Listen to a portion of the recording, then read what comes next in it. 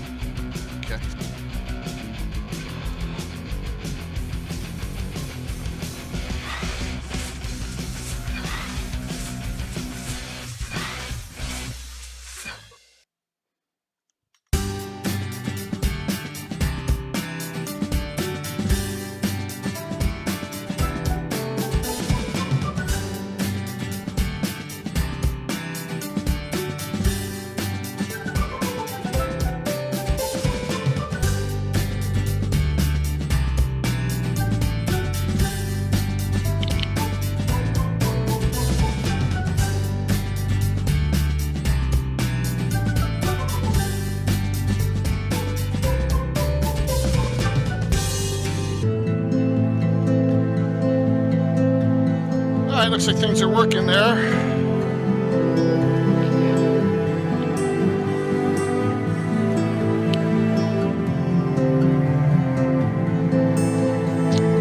Everything good on your end?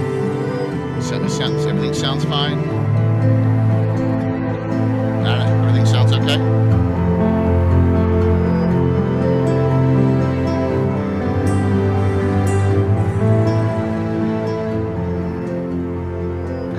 Stefan, can you hear me? Anna, can you hear me? Hear you. Okay. Yep. Okay. Yep. I just want to make sure Twitch can hear me. All Yep. right, good. Always worried.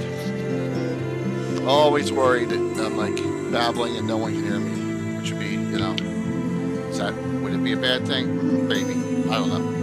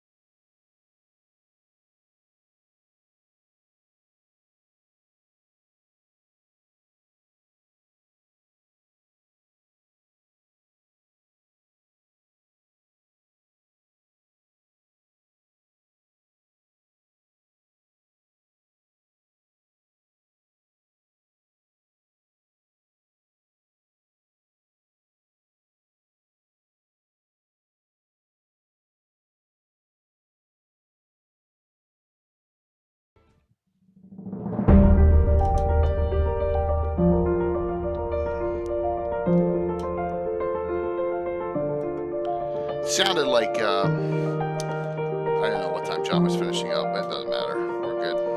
People are starting to wander in.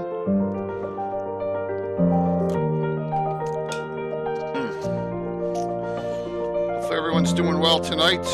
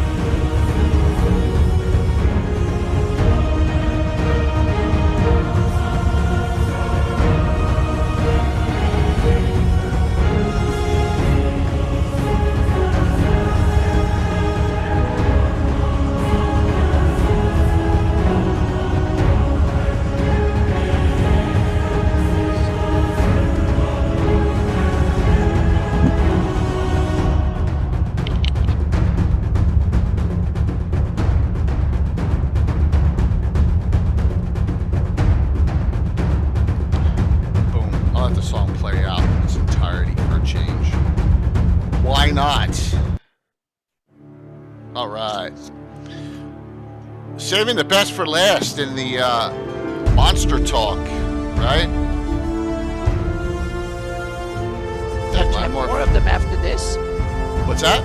There's more books to have after this. Oh, sure, there is. There's compendiums. There's some second edition stuff. There's deities and demigods. There's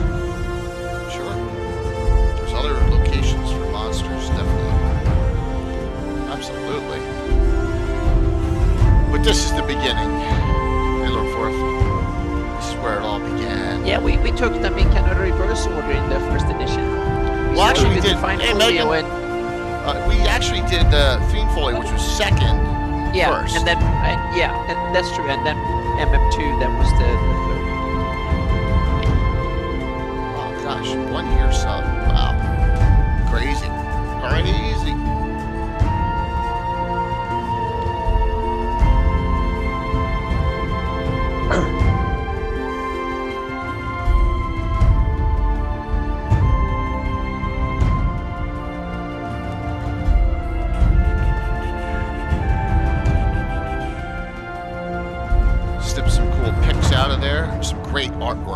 wish I knew who a lot of the artwork was done by, but there's some fantastic artwork.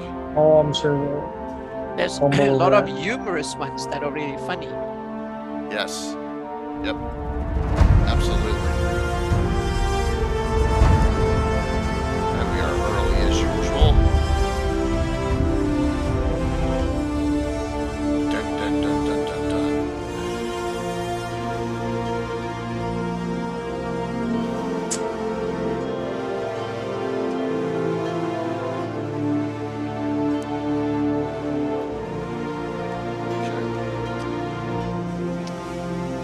Okay, so the music's going to finish right about at the time. Well, we'll be a minute or two early, but no big deal. We can hop on here and just come on and say hello to everyone. Good evening, everyone. I'm J.K. Lord Gazumba. What's going on?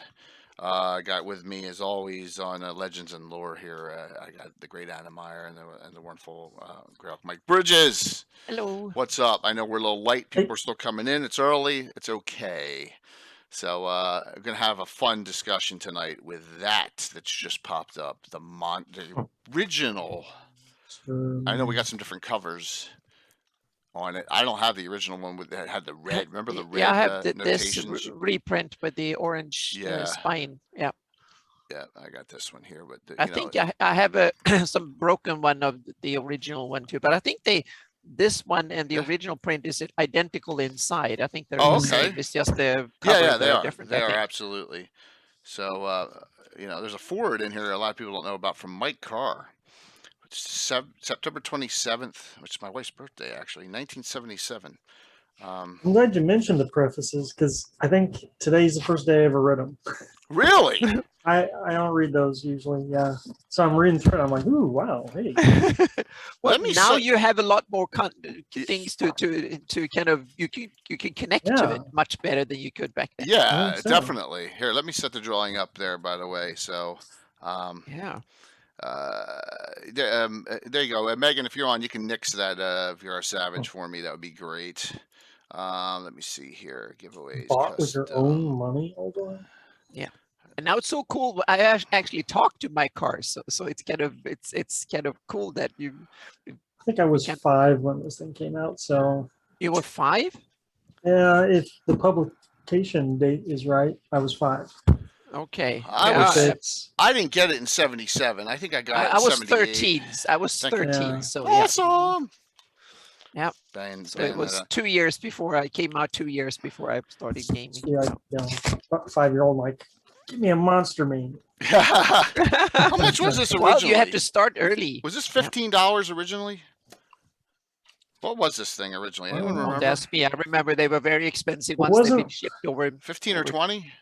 Wasn't there a way to read that on the barcode at the bottom? Like it says here 1 TSR 1200, and I think 12 means it's $12. Okay. I thought they came with the price printed on them, but they didn't. Katana says this was 10. Alderaan says $8.99. I mean, it's probably all right in there, probably right in that area of of wonderfulness there. So okay, so we got the giveaway going, and we'll see. I'll do at least one. We got this great stuff here. So you get your choice. Now I don't have an original Monster Manual reprint, but I do still have a Fiend Folio reprint. So I have that, and you can choose between that or the Scarlet Brotherhood reprint or the Book of Taverns from Necromancer Games. There we go. So we'll do at least one of those from those 3. First winner gets their choice there. All right. We've got some really cool some reprints. We may do some other things too. Yes. Throw in those giveaways and sign up, please. Feel free. And there we go. Getting some people in there. Let me flip this back over to recent events. So this was. I know.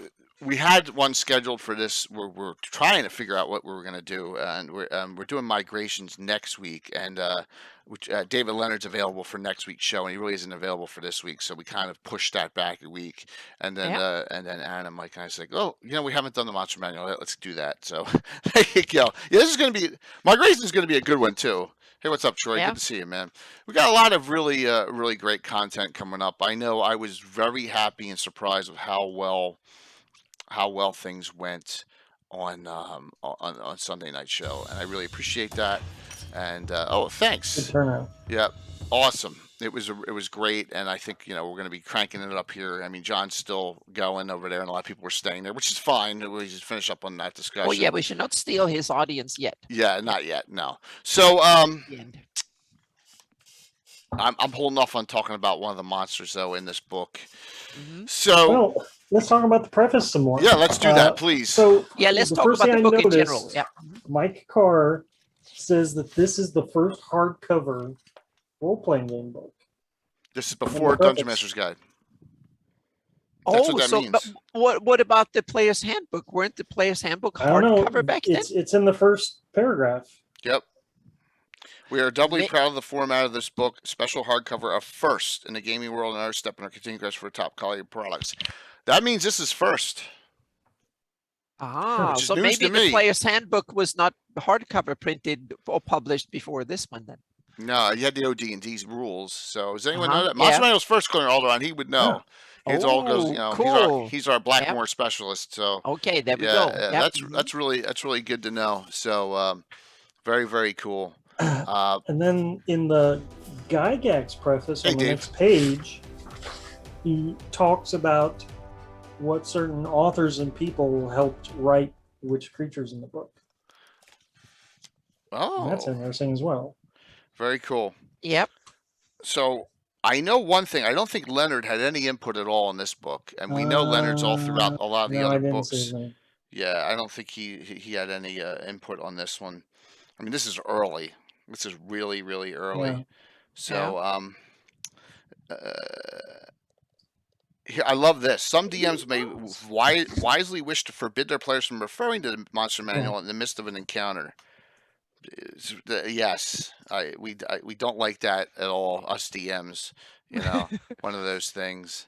Yeah, 38 months, Rocinante, craziness out there. So I'll start some things off with something a little basic here because I want to get some really. You don't care if they do what, Tim? I don't know. Tim doesn't care if they do because he changes stuff anyway. So something super basic, and that. But there's also these tables. If you've never looked through it, if you're a 5e player, there are tables in here that bear confusion in there, as though. What? There's no XP. You know why, cost. Jason? Jason, your resub went up. You gotta hit your prime sub, and then you won't have it. You won't have it if you're subbed. That's what happened. You notice your prime sub's up. So hit your prime sub, and then you don't have a commercial. So yep, that's what it is. Aha! And 5e players probably will just also- expired. Yeah, go ahead, Yeah. Anna. I was say 5e players probably also noticed that there are no XP values for the monsters this early. Right. Yep. Here they come. Hey, welcome. Yeah. John, what's up?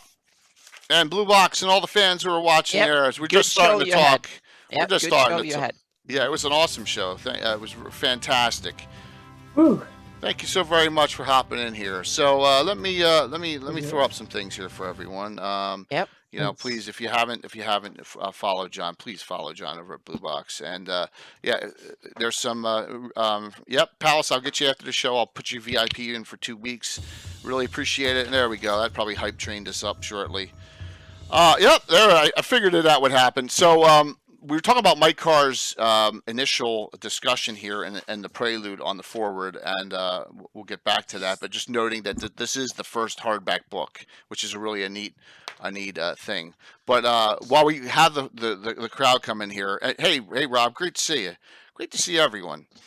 Let's discuss this. Just wanted to show everyone something real quick because I'm very proud of this. The first ever time I paid for a true artist to do commission work, and I wanted to show I am getting it matted up, and here we go. So, thanks Alex. Thanks. I'll cover Anna and Mike for a second here. Yeah. Patrick, All right. not to be Yes. So if you, thanks Patrick. You guys are awesome. Thank you. So this is Return to the Roadhouse. This is the original artwork. I got it Wow. from Carson Druitt. Yeah, he did a wonderful job. Stella Luna, I said thank you to her, she as well, as she really took over the reins on managing this whole project. And as you can see, here it is on the T-shirts. You got to be signed up for Greyhawk Con to be able to get them. There's black, there's black and gray are available still. On the site. It includes shipping to continental U.S., but I'm getting this framed and matted up, and it's going to be going in a very place of importance because it's the first time I've ever had So that is happen. that pretty much to scale with the shirt size of the artwork? Yeah, absolutely. Anna added a little below, interpolated out a little below, just yes, so we we could get made the it wording. A little bit. Yes, we get the words. Yeah. So let me there's show you some that. fake extras on the T-shirt Yes. So version that is not on the Anna's a original. genius when it comes to this stuff. So there you go. Virtual Yeah, Greyhawk Con. That was that. See, and yeah, there so we there's go. like Return 20 to the or Roadhouse. 10% added at the bottom. Yeah. So to speak, or something extra. Thank you So there's all. a little bit. Thank you so much, everyone. Really, really appreciate it. But these are available. I mean, the sizes, they're going pretty quick, so I need to reorder a lot of larger sizes, and I will do that. We'll get a reorder shortly. Thanks, weirdo. So yeah, Anna's a genius all the time. Thank you. But here it is in gray. That's what it looks like, and they're nice. Mike, you got yours, right? Mm-hmm. Yeah, and so it was an honor to do this for the. I was like, you know what, Gary Con every year has custom artwork for their cons. Let's do it this time. And like I said, thank you, Carson Druitt, and thank you, Stella Luna, for helping coordinate and make that a reality. So I just wanted to share that with everyone. Well, thank you, Biggie, Toriano. Yes, and by the way, I'm working on. As we said, Discord. I'm working on the Grand Melee as we speak, getting that all set and ready to go. Cannot wait for that. Plus, I can't wait for all the other things going on with GrowlCon. There's still 25. I checked last night. There's 25 RPGs with open signups still. 25. You can get into a game. You can get a game from Alan Growy. You can get in a game for Tom Van de Veen Oranier. You can get in a game for one of Casey's tourneys is still open. Chantel's got open games. Armin's got open games. There's a lot of open games still. So check it out. And if you need any assistance, I'd be more than happy to help you. So, okay. Well, thank you, everyone. John, I hope you're on watching because I'm going to start you off with my favorite monster of all time as we flip over here. Dinosaur? Yeah, I don't. Oh. Yeah, there are lots of them. Oh, that's so cruel. So I was gonna do it. Here we go. So let's take a look here. Yeah, just to do it for a second here as we go. There are too many of these in this book. And that's my one observation is we get to here come devils, and we get down here and they go on and on and on. Dinosaurs. Dinosaurs are in this book like crazy, right? And you see reptiles' name being derived from Greek terrible lizard, and they just run on forever. I mean, it's like they pulled every single one out of the Encyclopedia Britannica of the day. So pages and pages and pages. Thank you everyone for the gift subs. Thank you everyone for the cheers. I really appreciate it. We're adding a second giveaway, obviously. No problem at all. Pages and pages. And then we finally get to the end right here, the Triceratops and T-Rex. So there are some artwork in there, but I just wanted to say that to kind of Isle of Dread is where you're going to find some, and some other places around. But I know John hates him, so I wanted to bust his stones. He may have had to hop off, but after the raid. But just wanted to say, hey, the dinosaurs in here, extraordinary. I mean, we've always. Go ahead, Anna. I was going to say the artwork from the Megalosaurus looks so cool. His demeanor is fantastic.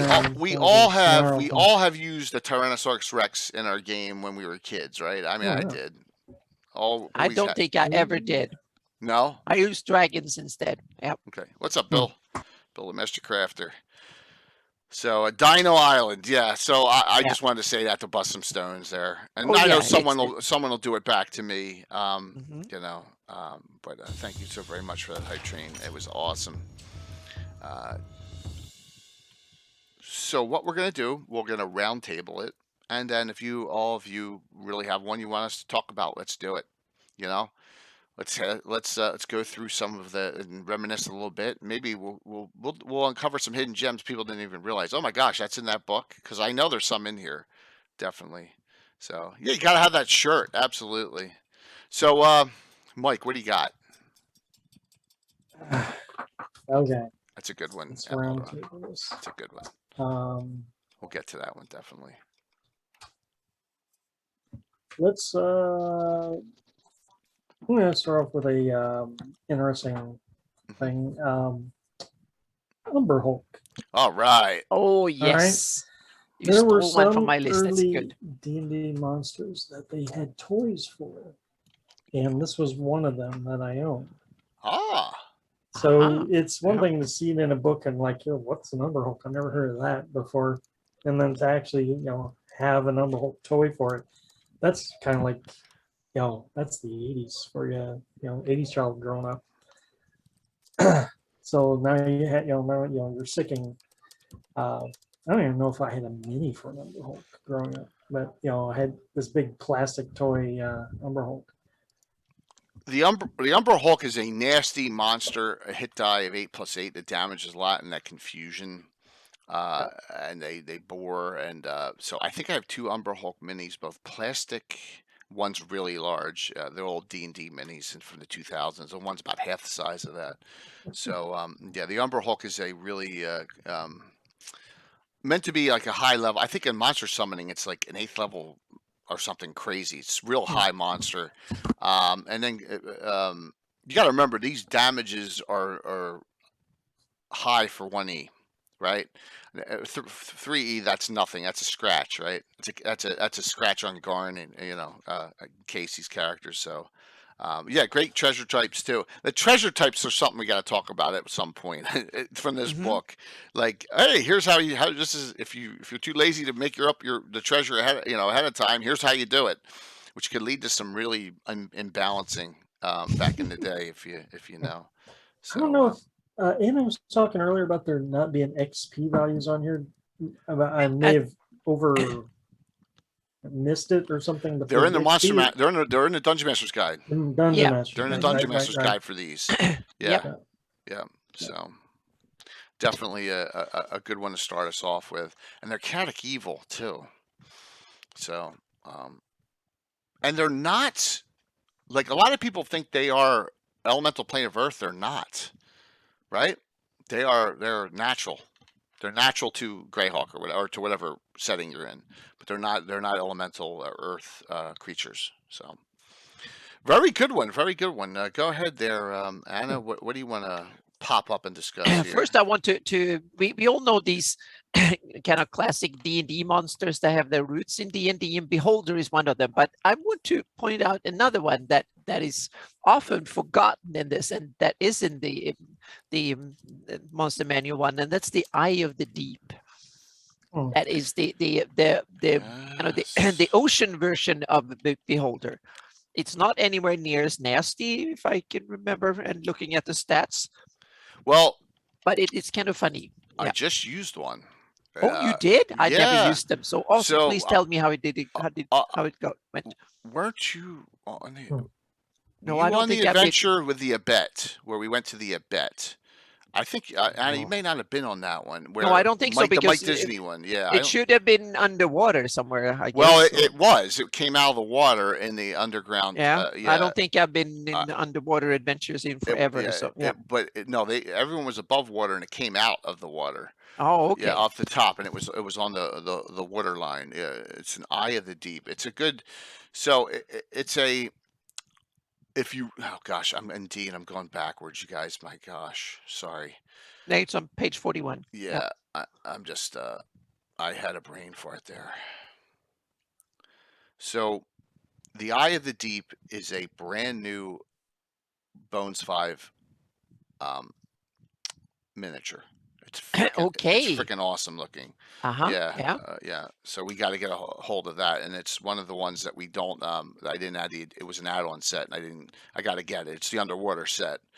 But the the Eye of the Deep is a relative of the Beholder, and it's got some abilities to Yeah, it. hands. Yeah. Exactly. I was going to say it can actually manipulate things. The Beholder can't. So Yeah. it's kind of interesting that way, that the Beholder can't manipulate things, at least not using hands. I guess you can use magic, but not. So Yeah. maybe the Eye of the Deep is the more evolved. Might be, yeah. That's a tough call, considering the Beholder's float and just and just have this is not an anti-magic ray, is it? Large Eye is a No, dazzle I and think stun. exactly. It's weaker when it comes to all the magic stuff, I think, than the regular Beholder. So Yeah. and it looks scared too. So yeah. It's definitely a cool monster, and I hadn't used one in I don't think decades, I've and that's ever why I used used it, one but during yeah. the Mike Disney adventure, Mhm. the 2 adventures ago. Yeah, I thought the Flumph was going to be in here, but the Flumph is not in here. The No, Flumph Flumps is and Fiendfolio. Yeah, exactly. So that, Along yeah. and Lens Spectator is in Monster Manual 2, which we discussed last time we did Yeah. this. So it's just another Yep. relative of this. So Yeah. Beholder, yeah. So all right, why don't we go there? Because Gary brought it up too. We're going to go to the Beholder, and Classic. if you remember, before I went on vacation, my last stream, I had 2 undead Beholders, which were weaker, that killed 2 party members just two Thursdays ago. So yes, Beholders are awesome. A little bit of confusing, because when they put in this hit dice and they don't put the hit die and they put the hit point total in there, everyone's like, well, what's the hit dice? Right? A lot of times you're like, I don't know. So you kind of make it up. I always say 12 to 16. It's got the anti-magic ray on the main eye, so it's got to be in the front arc, and then it's got 10 nasty eye stalks, which are down here. The death ray, disintegrate. And with the arcs, arcs are very important. This is where it's tough to visualize how this thing's attacking you. This is one of the ones where miniatures really helps, right? Just knowing where you're positioning, or a VTT. I don't use the Beholder. I find them repulsive. Well, Gary, come on, man. That's true. So let's say they're not from human myth, but what they are is it's a gamerly monster. For all the stuff Jay was just talking about, eye arcs, 360 firing arcs, the other eye stalks, floats. It's a war gamer's monster. Absolutely, it is definitely a so you want to put a hurting on your party, this is one of the creatures to do it, especially if they're heavy on magic users and they are not familiar with the anti-magic ray, because you're not going to do anything with it. The best defense against a Beholder's an archer, right? Because you don't have to get an immediate, so and Beholders are intelligent, so they see an archer and it's within range. And look, these rangers are not that far out, with the death rays only 40 feet, cause serious wounds. And so the archer, a Len Kafka archer, can pick apart these Beholder at range. So, that seems to be their weak point, because they don't have anything to stop. They don't have protection from normal missiles or anything like that. So, there you go. But what a great monster. And according to the Gygax preface, Terry Coombs helped create that. Oh, okay. Okay, yeah.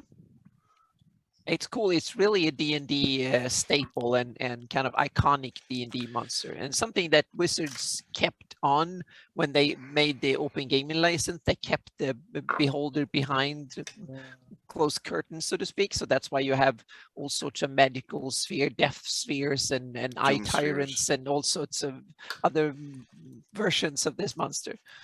So obviously someone remembers beauty in the eye of the Beholder phrase, and they go, well, let's make a monster. Yep. And that's what happened here. And they did. This is not, are we correct? This is a monster that is drawn out of their heads, right? And is not taken from mythology anywhere at all, which is cool. Yeah, I think it's a D&D original. Yeah. So Gary, I'm gonna amuse and entertain Oh, you geez. as we're gonna go to this because uh, the Carnivorous Ape is wonderful. I agree 100%, and one of my favorites too for doing a lot of damage. And we have integrated the Great Net Spellbook into our repertoire of spells, and someone went through and did all these call spells. So we have Dog Call, Beetle Call, Ape Call, Troll Call, Giant Call, which are specific monster summoning spells. So Ape Call can summon carnivorous apes, which is really cool. So mages can and there's nothing better than getting rended by these things and getting an extra damage from them. They're intelligent. Yeah, they're fierce, and they're large, so they take large damage in old school. Earth, I don't know about beholders on the hit die type, and that's the thing. I always thought that, remember, it's not max hit points on there. I think they have between 12 and 16 hit dice.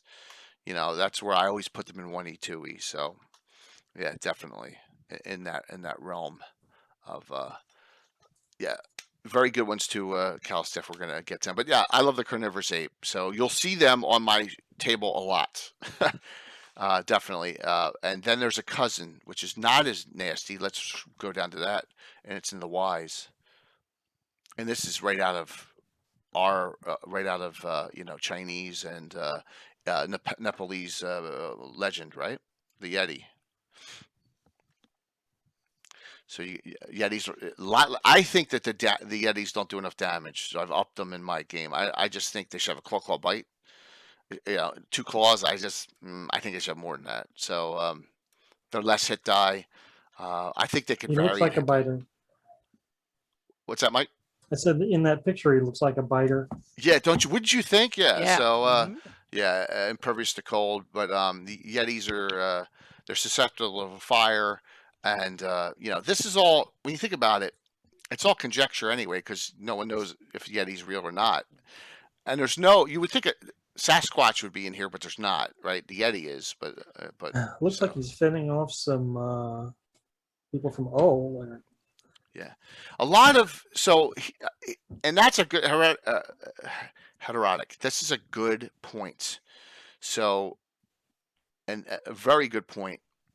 Do you apply strength bonus to certain creatures with hit dice? That's a great question.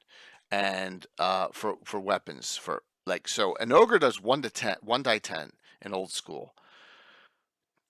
They're not +3 hit, +6 damage. So that is a point that it's always, we've gone back and forth on. So my idea. So the base damage is, you said it's D10 damage.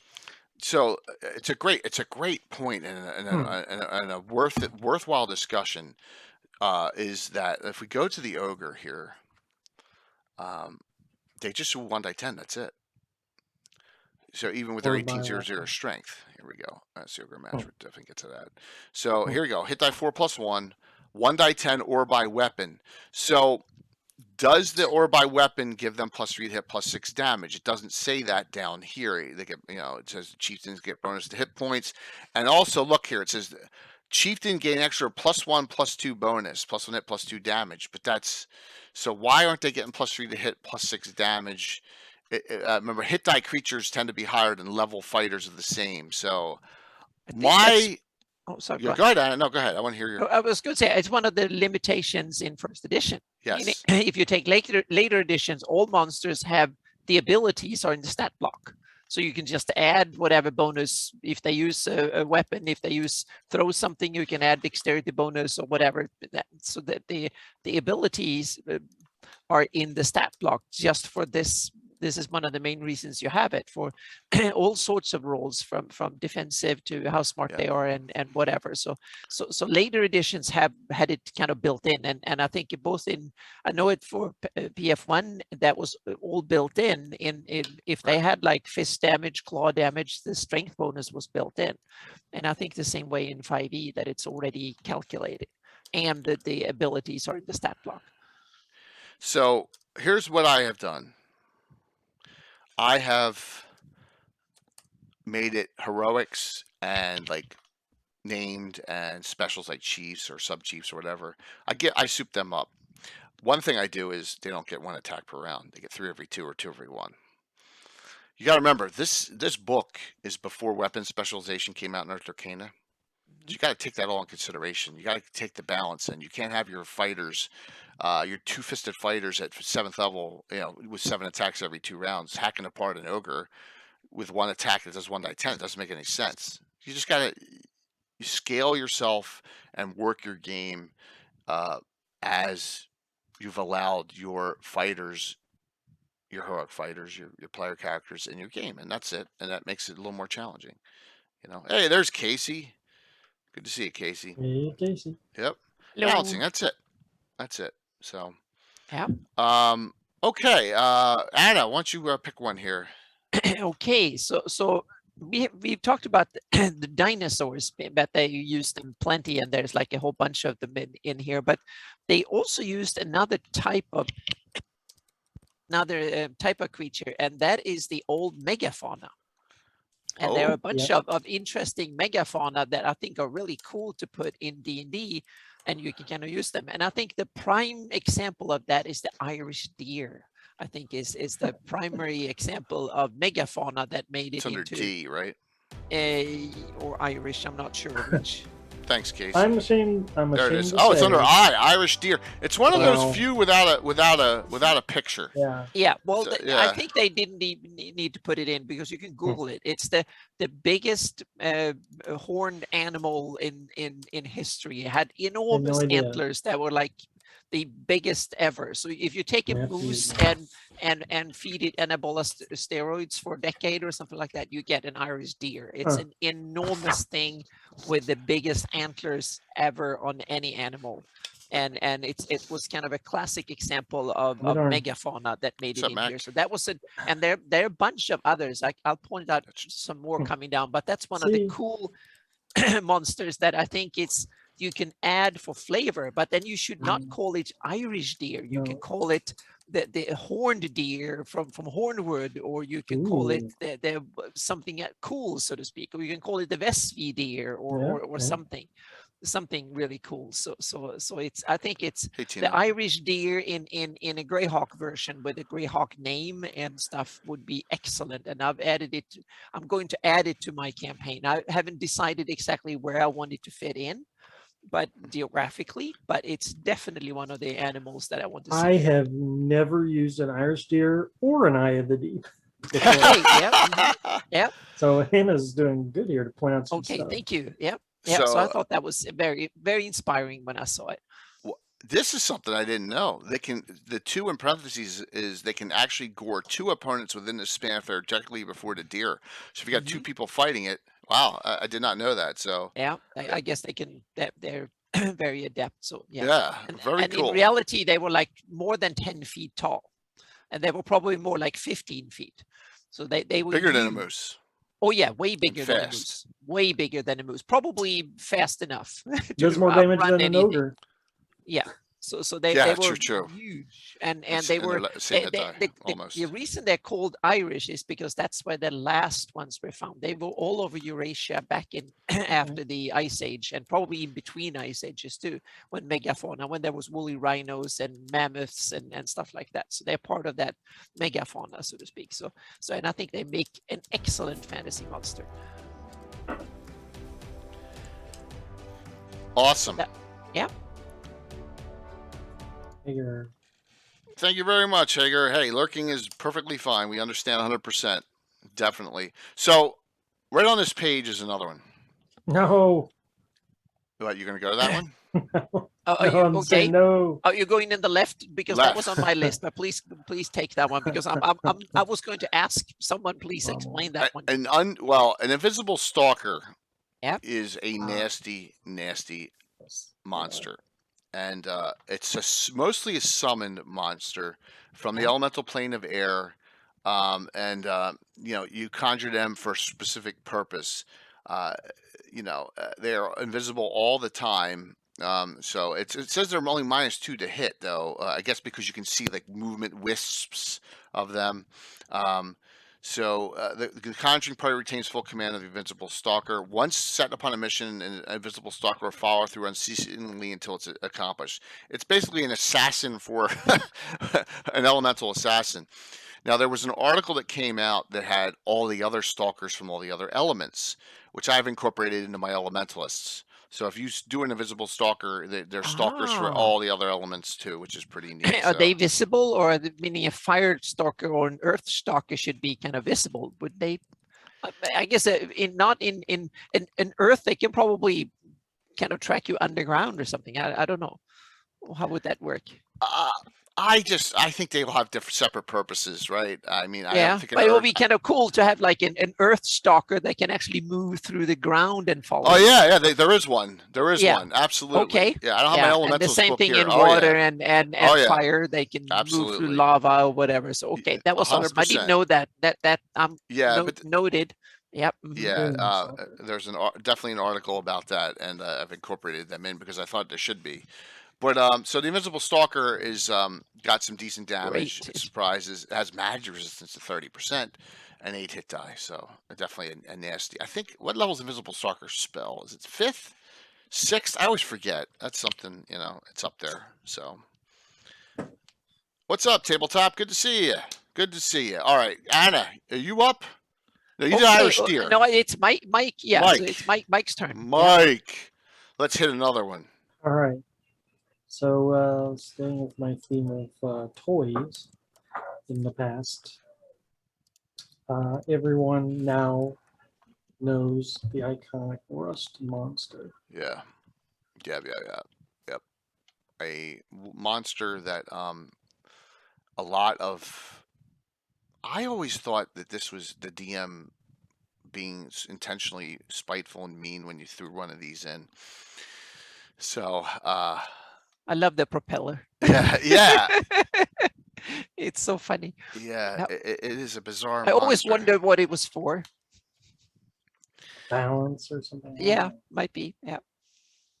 Yeah. I used to have that little plastic thing that came in the. Yeah, I saw someone on Ian's Kind of World. They sorted. had an article a Yeah. few months ago when they actually had these pictures of these And I'm plastic. quite minis. sure I had that before I knew what D&D was. And only Okay. later than I know it's in my attic somewhere. Mhm. It's just a matter of finding it. Oh, that Maybe you digging can. it up. That is worth a lot of money today. So yeah. See, Tina, you made my point. This is how to control someone with too many magic items. So just don't give them too many to begin with, Mhm. right? I can see throwing these in and now and then, but everyone carries a wooden weapon, a club of some sort, just for the rust monster. It's their intended attack. If you attack it, your weapon disintegrates as well, rusts away. And Right, think okay. about this: a Holy Avenger has a 50% chance of being destroyed every time a rust monster hits it. Just put that in perspective.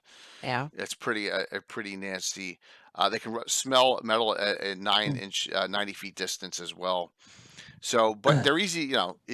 Everyone carries iron spikes too to throw them on the ground because they'll eat them first. Right? Yeah. So, See, that's old school. You had a 10-foot pole. You had iron spikes. You had Yes. well, a lot of stuff like Just that. Dungeon to- hazards. yes, Yeah. Mhm. 50 feet of Yeah. rope and all the other. Yeah. Hmm. Mhm. Number appearing 1 to 2. That's a shame. Yeah. Yes, but once again, there's a time and place for everything, and a rust monster can do a world of hurt to an iron golem. So, Hmm. and iron golems you need +3 or better weapons to hit, and not a lot of people are running around with +3 weapons. So, speaking of the golems, I'll go there.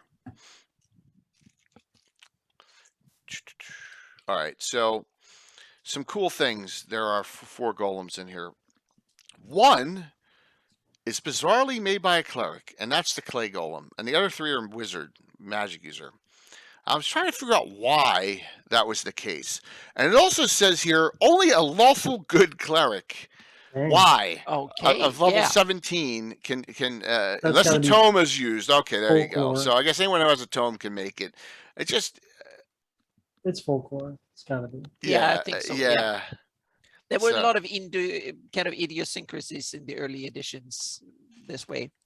Yeah, but the percentages of this, and this is another one that you don't want to be around this no matter who you are fighting. Each melee round, there's a 1% cumulative chance that will be imbued with a chaotic evil spirit. So you're just playing with fire, making this up in the first place. I wonder I why don't- lawful good players would make them if they can turn evil. So yeah. The worst, absolutely worst thing about a clay golem as opposed to the other golems is what?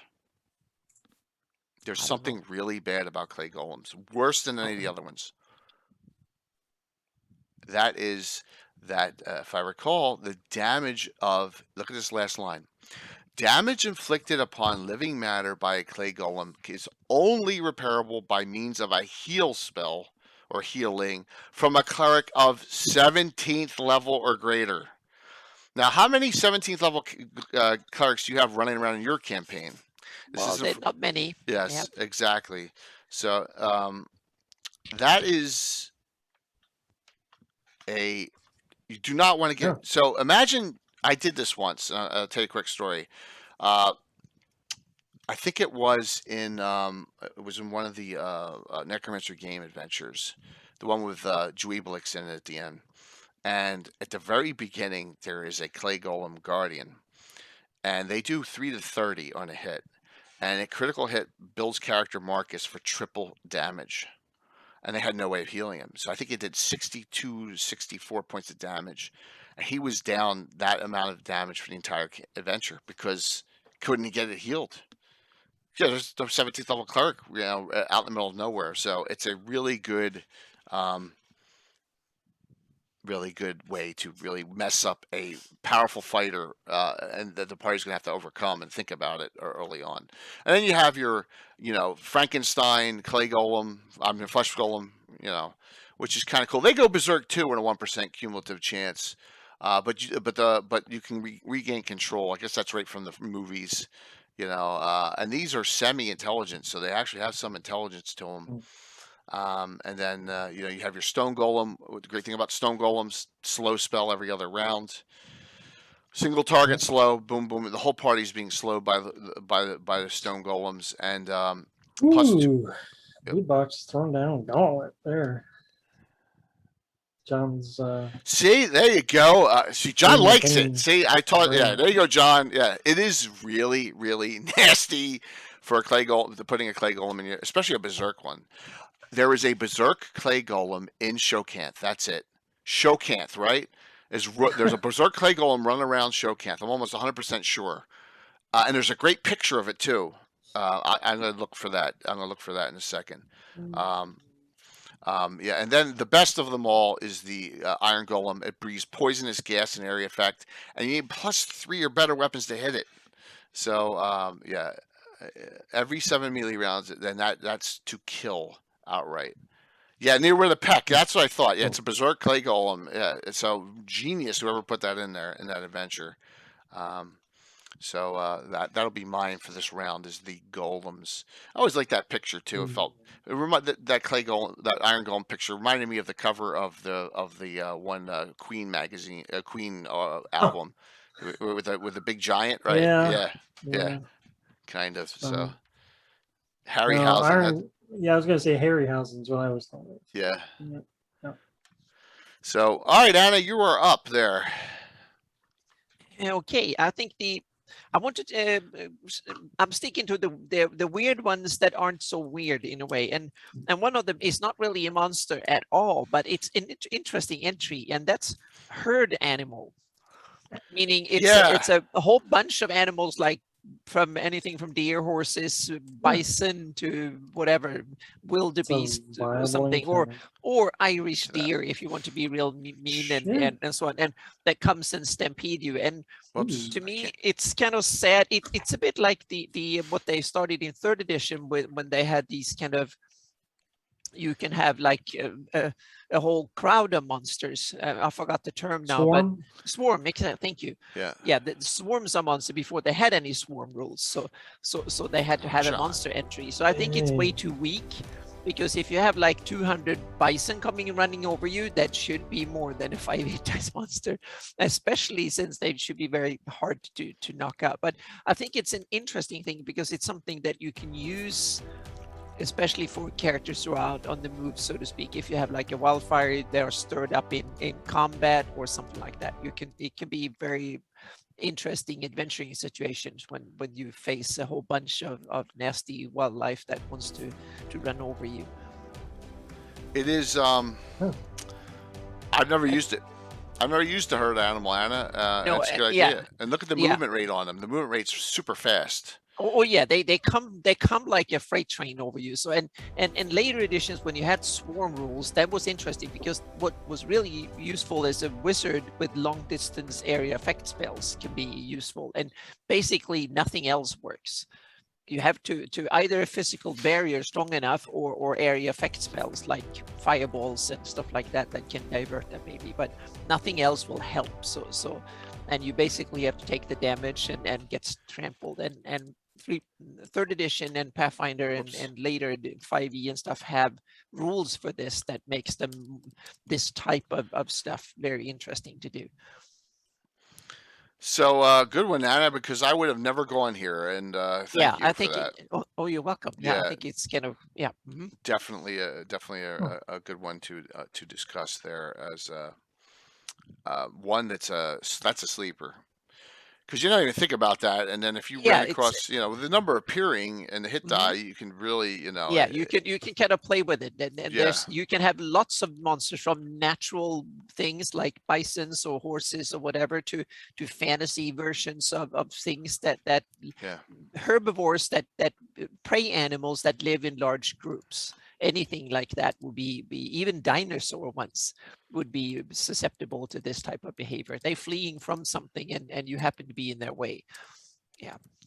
So Jason says they use cows to walk down hallways and spring traps, and our guys Yeah. always put the chicken in a bag.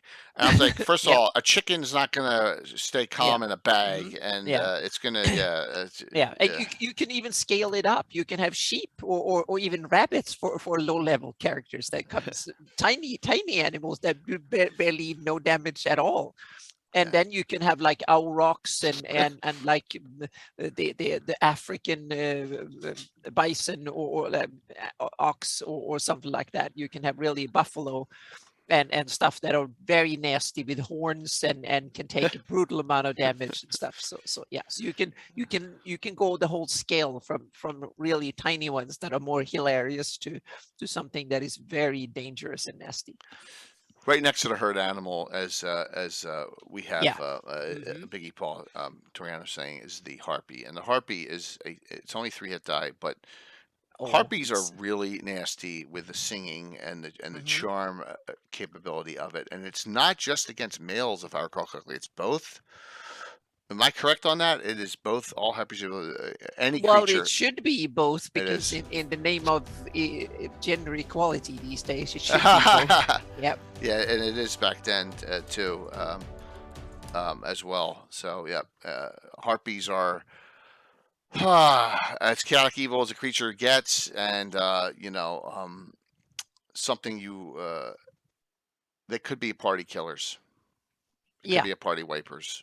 That's when you need people with strong will saves and or bard or something. There are defensive spells that came out in the 1E 2E era, like Music of the Sphere, or a simple silence 15-foot radius spell. I mean, you're not gonna be able to cast anything else, but at least those kind of things are good negators there. So yeah, tormentors from Greek mythology, Jason, exactly. So all right, who's up? Mike, you're up. I got a good one after this one. Yeah, that Harpy was pretty interesting.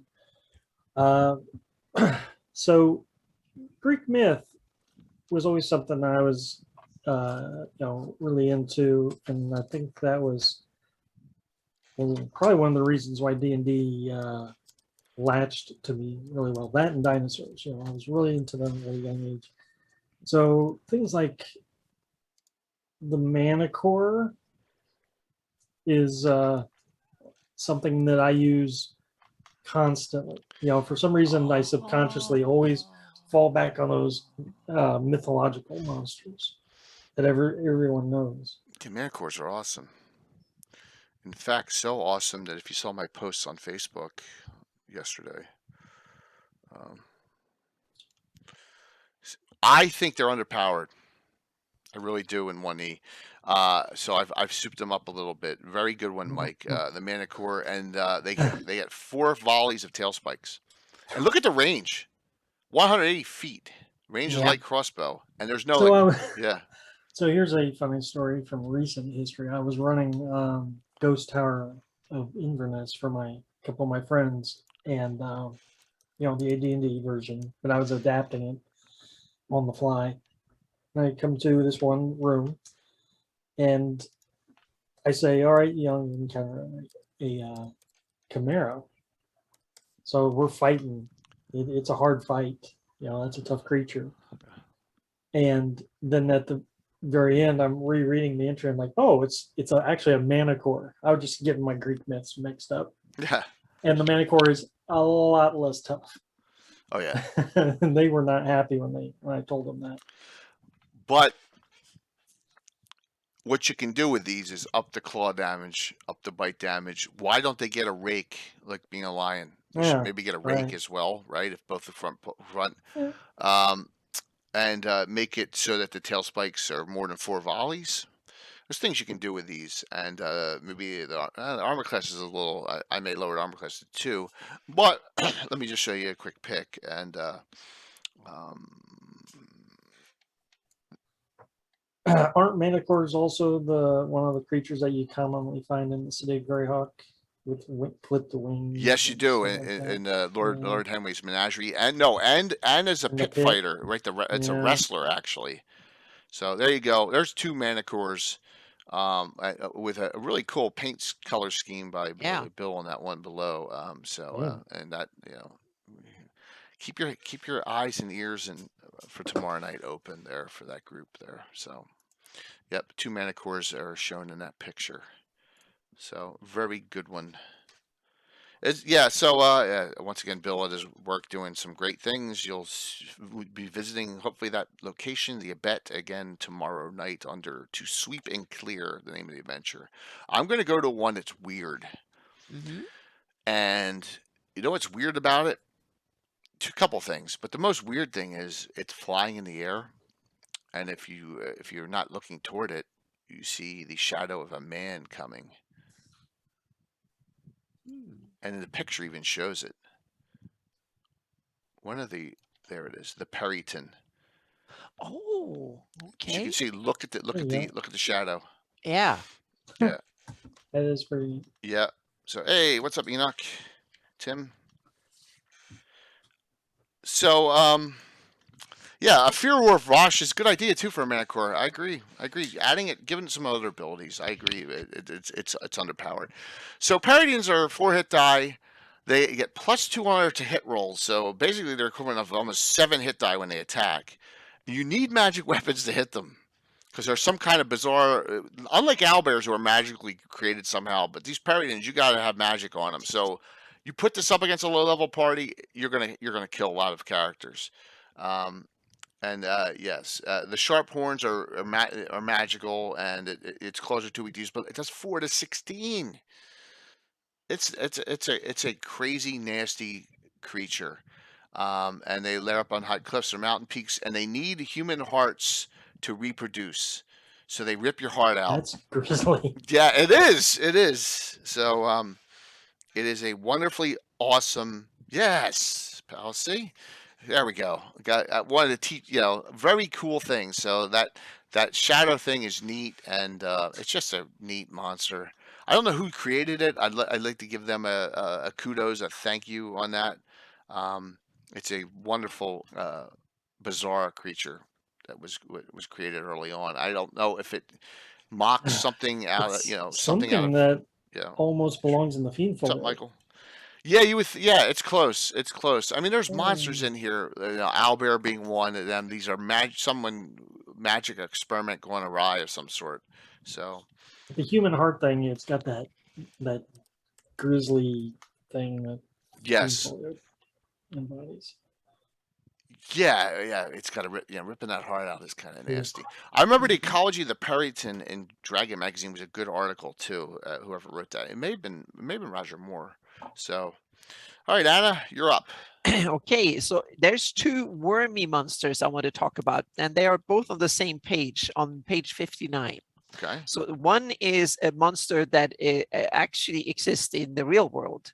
and one is fictional. So one is the larva, the lower plane larva that simply the petitioners that they were called in later editions of the game that comes out. That's an interesting monster with a lot of potential, more for flavor and depth and stuff rather than as an opponent, so to speak. But I think something that you can add a lot of interesting time. They can find previous friends and NPCs and stuff as larvae after they died and stuff. That's one interesting possibility. Cool. And then you can kind of scare the players. If they die here, they will become larvae and have to try and flee or something like that. So you can be kind of very scary of that reason. And then the other one is an interesting, and that's the lamprey.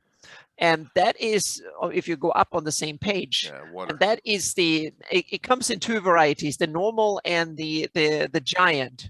And it's a very primitive fish that has been around in the real world for, I don't know, probably more than 100 million years. It's one of the oldest fish that still exists.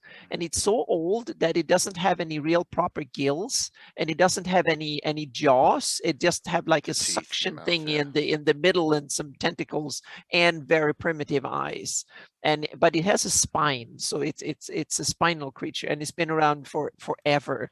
And it's one of these alien creatures, and you can find them in Europe in lakes and rivers and stuff. I think they can be several feet long. I've seen them, a couple of them, and so on, and they are bloodsuckers. So they are like big leeches. And the cool thing is that that's another one. If you're talking about herd animals, this is the type of animal you would like to swarm if characters go into. So a single one is kind of useless, but many of them, and especially the big variety, that then can be you can ramp them up and make them real scary and fun. And interesting. Specimen drains 10 points per round once it attaches. That's gross. Yeah. So meaning they will chew through you, so to speak, or suck you dry. You'd rather face the larva. Yeah. Larva doesn't. Larva, I always thought was like it's more a flavor and story thing than an opponent, so to speak. So with the larvae, you can do a lot of interesting things for they can be hanging around devils and demons and stuff like that. You can have them just to snack on and there's plenty. Larvae is one of these monsters that can be very useful to add flavor, depth to scare players with and stuff like that. So yeah. So good ones, Anna. And once I've never used Lamprey before, so you're hitting all the ones I've never used in the monster. Okay, good. Cool. Yeah, I was hoping to get off the beaten track. Yeah, you have. It's fantastic. Yep. Mike, what do we got? She went off the deep end with the Lamprey. Yeah. Well, I like. So, Anna's going for the obscure stuff that's blowing my mind. I like to talk about the classics. It's like another one of the classics at my gaming table is Displacer Beast. Yes. Oh, yes. As a matter of fact, that mention that came up in my game just last Thursday. Really? It's when someone had a Displacer Beast cloak, the cloak of displacement. Yeah. Right. And we joked about how someone in the group, if they ever found a Displacer Beast cub, they would raise it until it got big enough just to kill it and use it for a cloak. That's how, it's grisly. That is pretty, That's how much that cloak of displacement is. It's just one of them popular items. So I remember that the police of Roadhouse Sinlu, the Drow police wandering around the city, had Displacer Beasts as their hound dog things that they had on their leashes, if I recall. Yeah, in D3 back then. They do some decent damage. Once again, only their tentacles do damage, which I don't understand. But I guess they just didn't want to overdo it with the monster. Right. But it's weird. They have 6. Yeah, they have 6 feet with claws on it and teeth like a cat. Yeah. So yeah. Yep. Yeah. So. And it's a cool monster. I would never allow my players ever to try and make cloaks out of them. Just not go in there. But I understand why your guys would there. A lot of the early D&D, and maybe is still true today, is about harvesting creatures for components and things. Yeah. And I think this one, but you can have it for to use things like dimension door thing, build effects like Maybe. that into any teleport kind of effect into items or Yeah. something. You can use Displacer Yeah. Beast hide maybe or something. Yeah. Right, and their rivalry with the Blink Dog, that is something I never could figure out how to work into one of my games. Yeah, Wow. Blink Dogs is one of these kind of fun, you can make a nuisance kind of, or someone that serves the non-evil kind of monster that are interested. And Displacer Beasts are animals in that way, that they're neutral. So Yeah. They seem to always be being used by foul individuals, though. yeah, And but I that's- can see them being used by good ones too, in a way. They're animal. They're like dogs, but with magical capabilities in a way, I guess, or cats. That's one of my favorite illustrations. Yeah, It they're is. semi-intelligent too. you know, Intelligent too. So yeah. Dave Trampier is Trampier. He's got a distinctive style. Definitely. Let's go down here to one of my favorite. Why does it exist monsters? But I don't care. The Shambling Mound. Oh yes. I saw one at Gen Con a few years ago. That was awesome. That was a guy dressed at Shambling Mound really, really well. That was one of the best costumes I've ever seen. I'll be darned. Yep. So high hit die, 2 attacks. If both attack hit, you're entangled and suffocated in 2 die 8 rounds unless the creature's killed. No other way out. That's bad. And they are immune to fire, if I recall correctly. Yeah, fire does nothing to them. Lightning causes it to grow, and cold does 1/2 or no damage. So most of your base magic users with your fireballs aren't going to be able to do anything to it. So magic But missiles that's weird work. since it's a plant-based monster. I thought that It's wet and that lightning slimy. and fire should. Oh, okay, Lightning it's wet, causes but- it to grow. Yeah. Yeah. So and it's armor class 0, and all weapons score only half damage, which means basically it almost has double the hit points. There's certain magical damage that is full, like magic missiles, but yeah. So look at that. All right, all weapons score only 1/2 damage. Name another creature in the monster manual that is the same case. Can anyone do that? I'll give you all 10 seconds. Another, Skeleton? that's against edged only. All weapons Okay. are half damage. Anyone? Anyone? A ghost. No. Oh, that's good. You're close. Wraith. Anyone? No. Shadow. Oh, so, damn. Okay. Yeah, I'm sorry. what- I should let the people in chat. I'm sorry. I just got caught up. Yeah. Nope. Rakshasa? No, Rakshasa is even worse. The Mummy. I Oh, believe mummies. what? Mummies. Mummies. Okay. Yeah, let's check that out if I'm correct. Oh, I didn't realize they had that. Yeah. that All right. good So mummies can defensive. only be harmed by magical weapons, and even those do only 1/2 normal damage, dropping all fractions. Yep. Mhm. it's So because there he you took all go. his organs out. And just Yeah. kinda, Yes, it's It's the empty. Mummy, and the Mummy's another great one here because the Yeah. mummies, you get hit by them, and you get mummy rot, no save. Mm-hmm. Okay, and cure wound spells don't work, and your normal wounds heal at 10% normal rate, and it is it's only you need a cure disease only, and mummy rot is nasty. Sight, they have fear, which if you're over 6th level, it doesn't really affect you that much. But mummies are very susceptible to fire, of course, just like in all Scooby-Doo and all Vincent Price movies. So so there you go on the Mummy. But yeah, that's another one that is all weapons are half damage. So you'll see. I love Shambling Mounds and Mummies for that reason specifically. Yeah, definitely. And here's a weird thing. You cast Raise Dead on this, you turn it into a normal human of 7th level fighting ability, unless it saves. I guess it doesn't want to turn What? it back in. Yeah. It says here, a Raise Wow. Dead spell will turn the creature into a normal human of 7th level fighting ability naturally, unless the mummy saves versus magic. You well, can- it's just like the movie then. Yeah. The more recent movies. I think that were the ones that that made the movies read Monster Manual. Yes, Yeah. absolutely. Yeah. So So, It never was played D&D. Yeah. some good ones. All right, Anna, what do you got for us? One funny that I guess no one would have really useful, but I just had to put it because it's kind of funny. It's the giant beaver. There is a giant beaver monster in the monster manual, and I think it's funny. There is a giant beaver monster on page 9. It's on the beaver.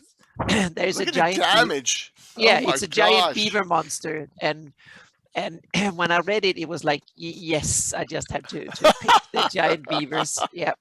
Yep. Giant Oh my gosh. beaver. Yep.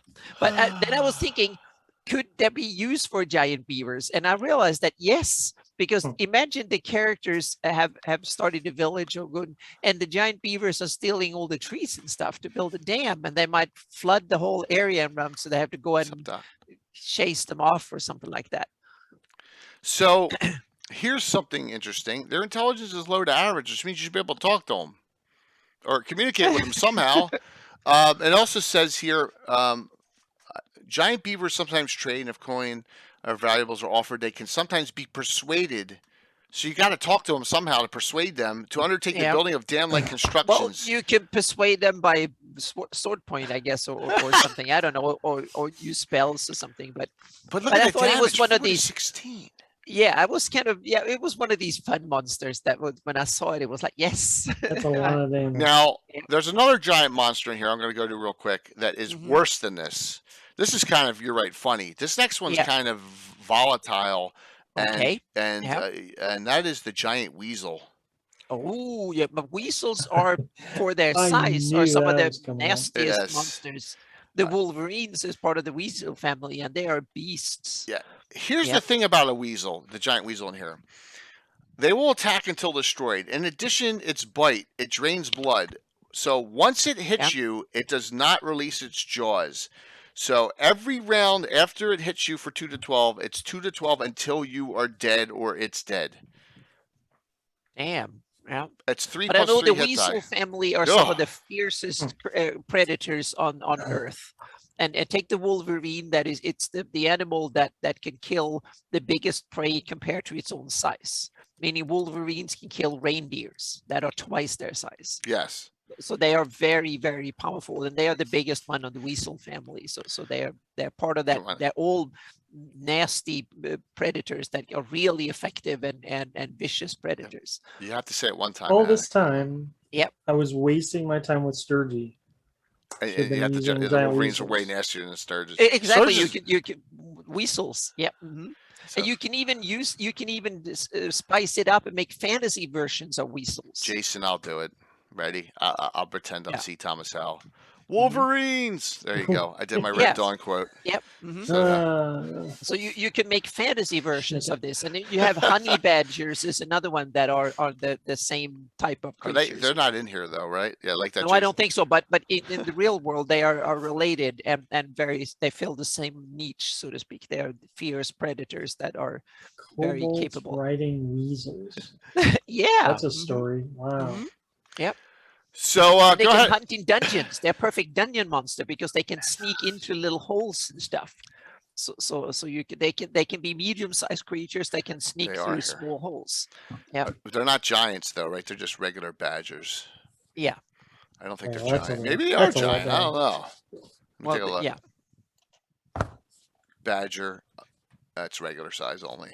Hit that 1+. Oh, there is giant. There's a very rare variety of badger, which grows to twice the size of a normal sort. Hit die 3. They're otherwise identical. All right, so they didn't give any other special, but there it is. It's right there. Yeah. Very cool. Yeah. An NPC in TOEE has one. That's right. Yeah, I think you're correct on that. Great lowdown. Great. That's good one. Good one. Good memory on that. Weasel. Yeah. Well, giant weasels are nasty. I use them all the time. So, Mike, what do you got? Well, what I don't have is Sturgy, because who needs them now, right? But Sturgeons attack us 4-hit die monsters. And they fly too, so yep. Oh. So we have Lamprey, we have weasels and Sturgeons, depending on if you want a water-based, land-based, or aerial-based monster to do that thing. No, yeah. We'll go to Sturgeons, then do another one for you too. Everyone likes Sturgy.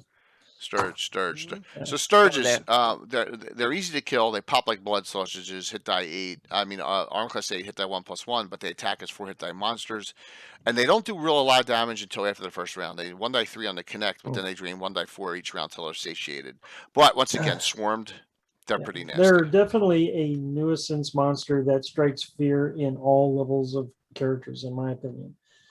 It's just yeah. something about the piercing. I don't know. It is a nasty, low level And menace. and I remember in Pathfinder and D&D 3.5, you could put templates on them like hellish, infernal, and stuff like that, so they became resistant to fire and stuff, and you can make them and they give them some nasty diseases and stuff. If you want, they can still be small. You don't need to make them bigger. They just can take their get resistance against certain types of damage, and they can cause like various weird diseases and stuff from the lower planes, and then can be real nasty. Yeah. Giants, yes, they are dire mosquitoes. Is what yeah, dire true. mosquitoes. Make them dire infernal mosquitoes, and they can be real nasty. So, Mike, you're up. Oh, so another thing that I liked growing up from this monster manual, and I used to draw them in the margins of my notebooks in class all the time when I was like not paying attention, is trolls. I love the artwork of the troll. Plus the artwork in here, plus that artwork in the Dungeon Master's Guide is the adventuring parties going through. Yeah, and they got the trolls and the stone giants. There's something about just that depiction of trolls I like. Yeah. Let me tell you something. The troll is good here. Yeah. Time for a quick trivia. I think the D&D troll is the best looking troll. I think it's awesome. What's the worst looking troll you ever saw? Anyone want to put that out there? Like the troll in a movie with the hair? Yeah, it's in a movie. What's the worst looking troll you've ever seen? I know if Bill the Master Crafter's on, he's going to immediately go right to it. They had one that I loved in Legend. There's a troll. That one's good. Fantastic. Oh yes, that green troll that pops up in the swamp is fantastic. Wolverines got it. Willow's trolls are the worst by far. Good job. They look like. They look like monkeys almost with hair, and it was weird looking. Yeah, it looked like Oh my gosh! Willow's the worst by far. Good job. I had a troll plastic figure also from the same line as the Timberhawk, and it was all rubber and stuff, just like probably a troll's body would be. The troll and the variances of trolls that come out in other publications are wonderful. The troll obviously is not an original D&D thought. I mean, we had the competitive game from the Brits. Tunnels and Trolls is out at the same time, right? As D&D, but trolls are the regeneration properties of the trolls is fantastic. As far as and only fire and acid is going to stop that.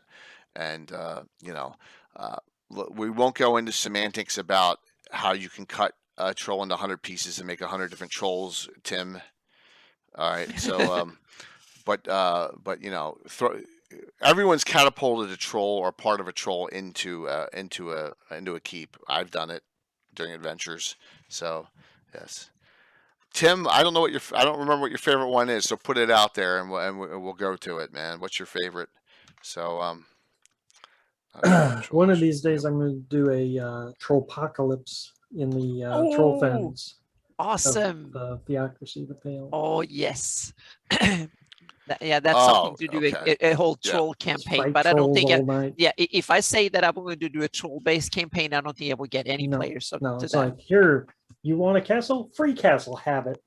Yeah. Mm-hmm. And every night there's like trolls come on. So right.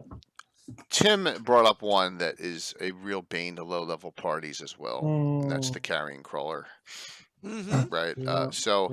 It's a wonderful classic. Yeah. 8 attacks with all its tentacles. It's just a big inchworm.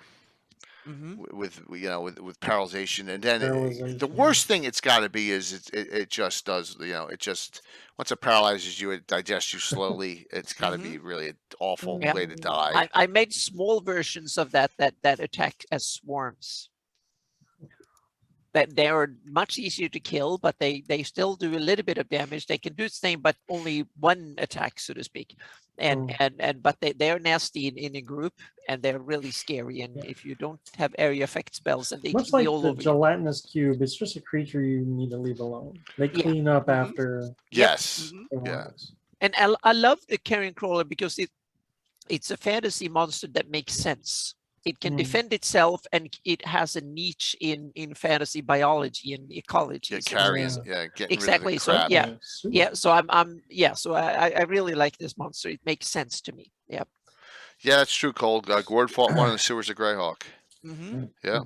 There is a 3-5 adventure path, and I want to say it was in the Age of Worms. I can't remember which module, but you fight a colossal carrion crawler. That's all needs to be said. And you can kind of have them that they simply grow through ages. It If is- they're not killed, they just grow. Yeah. That could be a fun, interesting thing. So you have it to was- keep them, chop them to pieces before they get too Yeah. big. It was Yeah. quite a fight. Red box. Nice. Wow. Okay. First. Wow. Hey, that's for first level characters. That's mean. That's a boss creature. Yeah. But he has throw some Oh, treasure in they there. cause damage. Yeah. What's that? Interesting. So Dorgrim says it. Well, yeah, but they don't need to. The saving throws for first level fighters 16 or 15 Yeah. for it. It doesn't matter. Once the whole party's paralyzed, it don't matter at that point, man. Yep. The paralyzation, I believe, is permanent, isn't it, or is it a certain amount of time? Well, it's probably long enough for them to Let me kill see. you. I think Yeah. it's permanent, and I don't think which is a little bit overkill. So that's why I downed ghouls to two turns and made gas only permanent because it's crazy. All right, let's go to one of my all-time favorites. Okay. It can turn in and look like a human, male or female. Walk Oh, the around, looks like a wizard. doppelganger? No, better.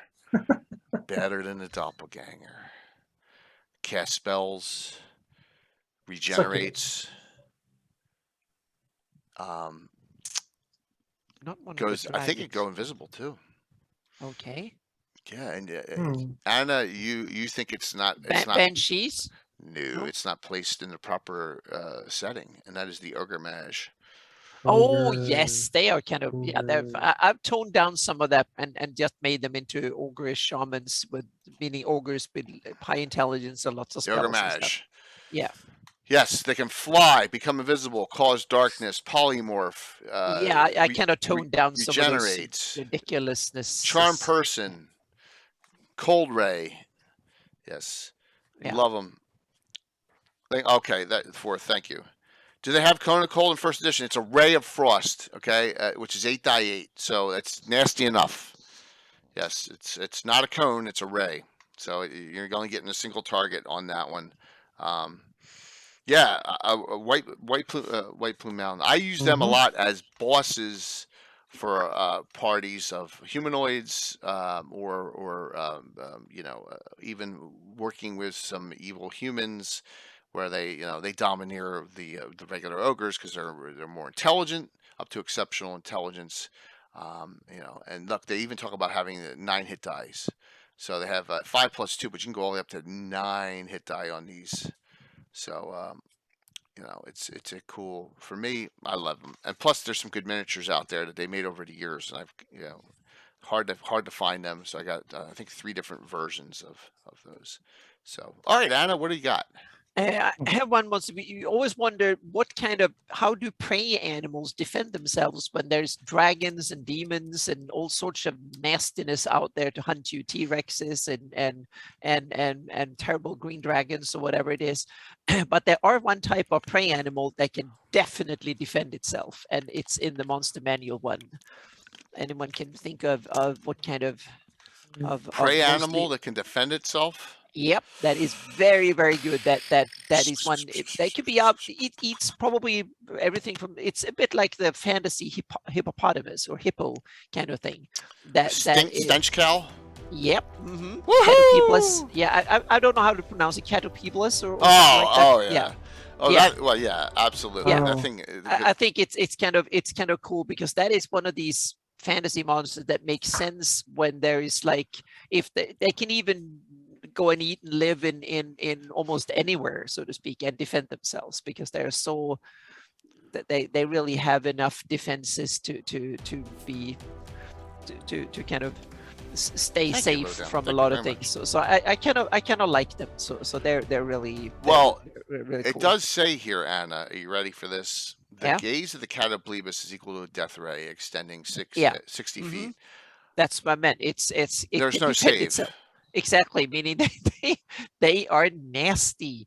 And that means that they can eat and live in peace and don't have to worry about getting attacked too much. So Yeah, they only have a 1 in 4 chance of raising its head high enough to use its eyes, though.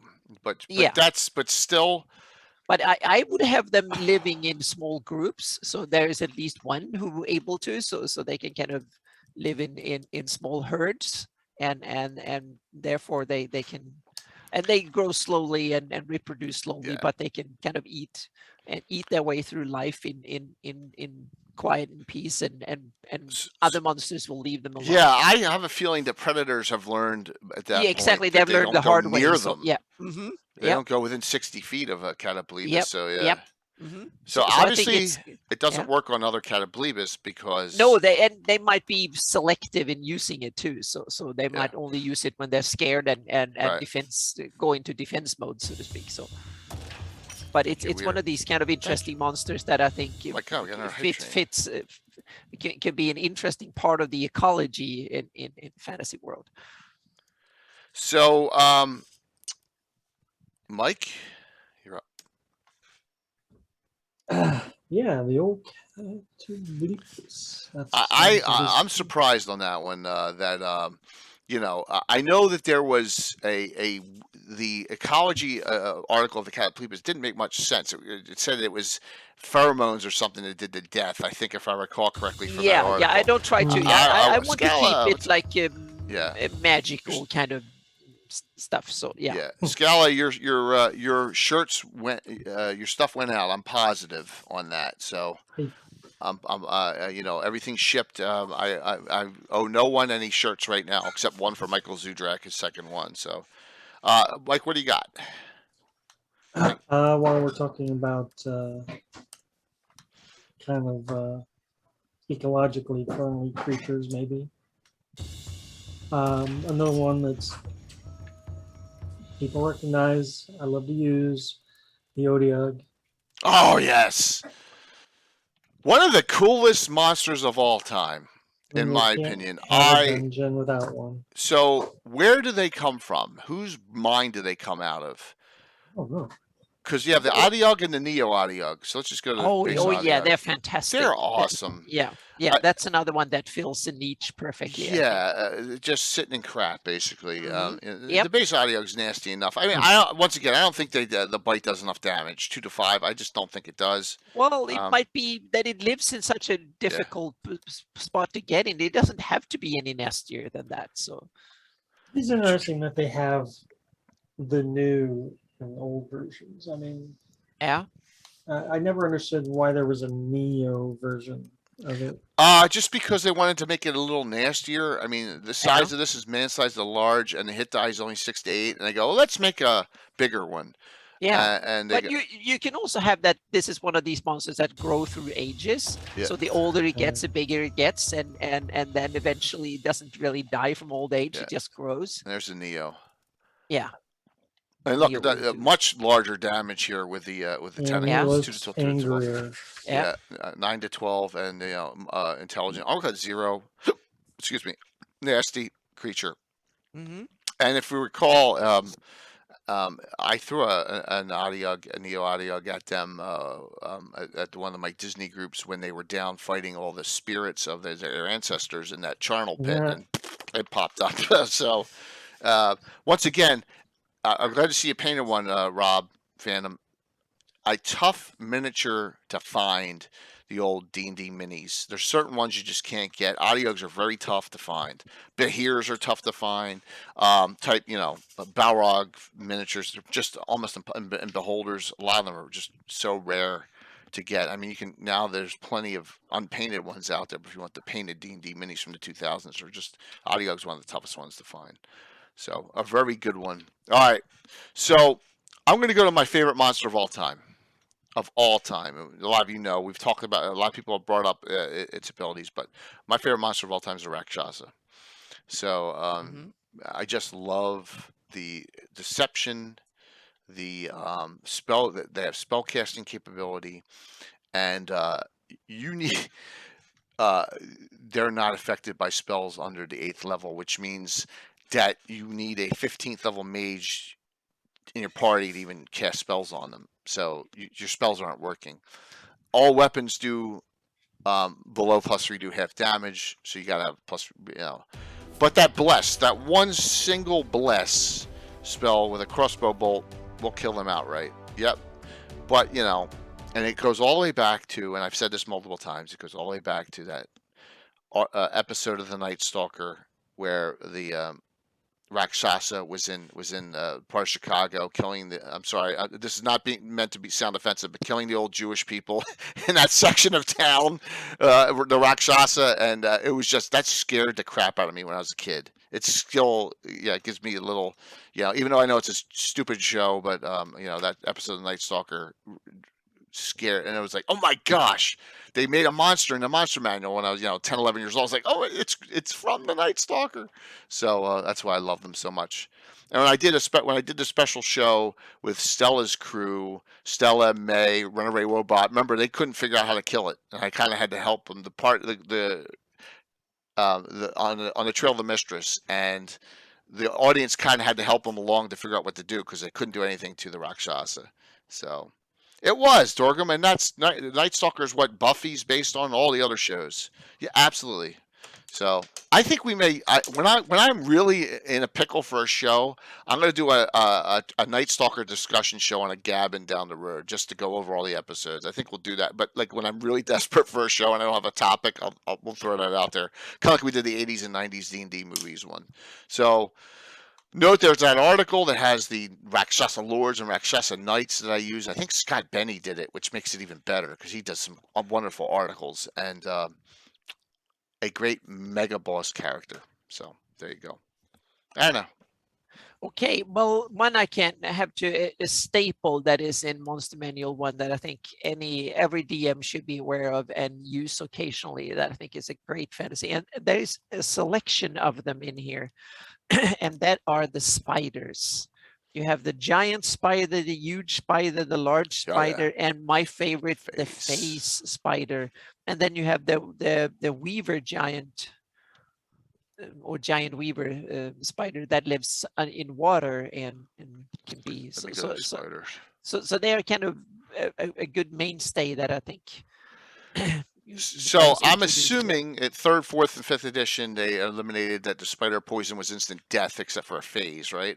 Yeah, well, in 5th edition the poison is kind of weird and lame because it's just the damage with the poison type. Right. So that is kind of lame. But 3.5 and Pathfinder 1 and 2 made various poisons like venoms very very interesting mechanically, so to speak. So you can do a lot of cool things with it, and one was not the same as the other. They attack different characteristics of the characters in different speeds, and there were different difficulties to overcome them and stuff like that. So that is something I miss in 5e. Poison is boring and just do poison damage and that's it. So that's one of the I think one of the really bad parts, the boring parts about 5e. Thank you very much. I love that a large spider with 1+1 hit die can kill you early on. I do. I think the poison saves are +1 or +2 against a large. +2, so relatively weak, but still, it's still going to kill you. You know, and the giant spiders are nothing to sneeze at in D&D with 4+4 hit die, 2 to 8. I mean, but the phase spiders have 5+5, plus the fact that they can yeah. phase in and out. Yeah. Which means that not only are they the biggest and meanest spiders, they also have the best defenses. So yeah, they are phase spiders are those monsters you put up against a good party to really give them a challenge because they're phasing in and out. It definitely is a nasty creature.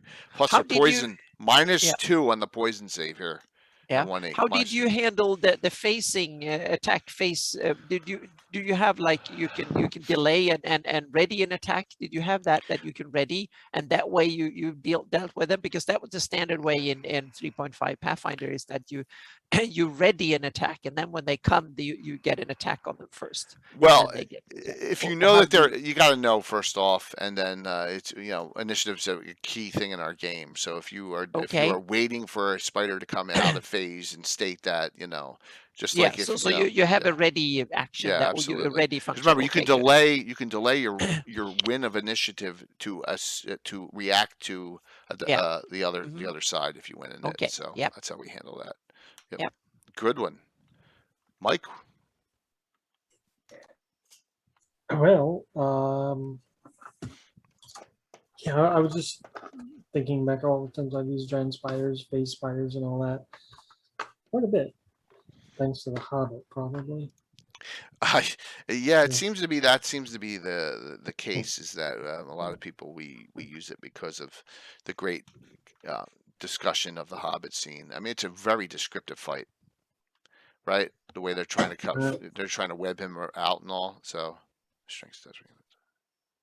So one of the things that's in the monster manual that I kind of regret I don't think I've ever used, and if someone else in here has, then let me know how it works. But there's rules in here to subdue dragons.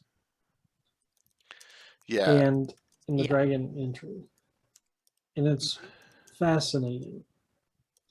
Because it talks about how the damage you do non-lethal in a round. You add the total of the damage you do is the percentage chance the dragon gives up. So we had this problem early on. I remember that everyone was subduing every single dragon we came across, right? And I was like, this, and so we had always everyone wanted mounts and all, and then hit die. I do double hit dice on 1E 2E dragons. I just don't think it's enough. Right. But come on, you guys. But it's remarkable because the opposite is dragon, dragon side, killing every dragon in sight. Right, and that's why I think they got to come kind of rarely, right? And so, you subdue dragons to get their treasure, get their service. Yep. Sell them off, whatever. It seems like a very 1E thing to do. It definitely. I don't think that ever carried on. No, I think it disappeared. Yeah. And here's a dragon remains doomed for an indefinite period, but the creature is not strongly held, well treated, given ample treasure, and allowed ample freedom. It will seek to kill its captor and escape. So it's all subjective.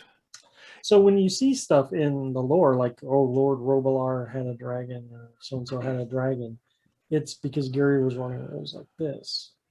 Very possibly slaying dragons; they were subduing dragons. They weren't brought up on negotiating with because it was probably an evil dragon. The Lord Robilar had. I forget what color he had.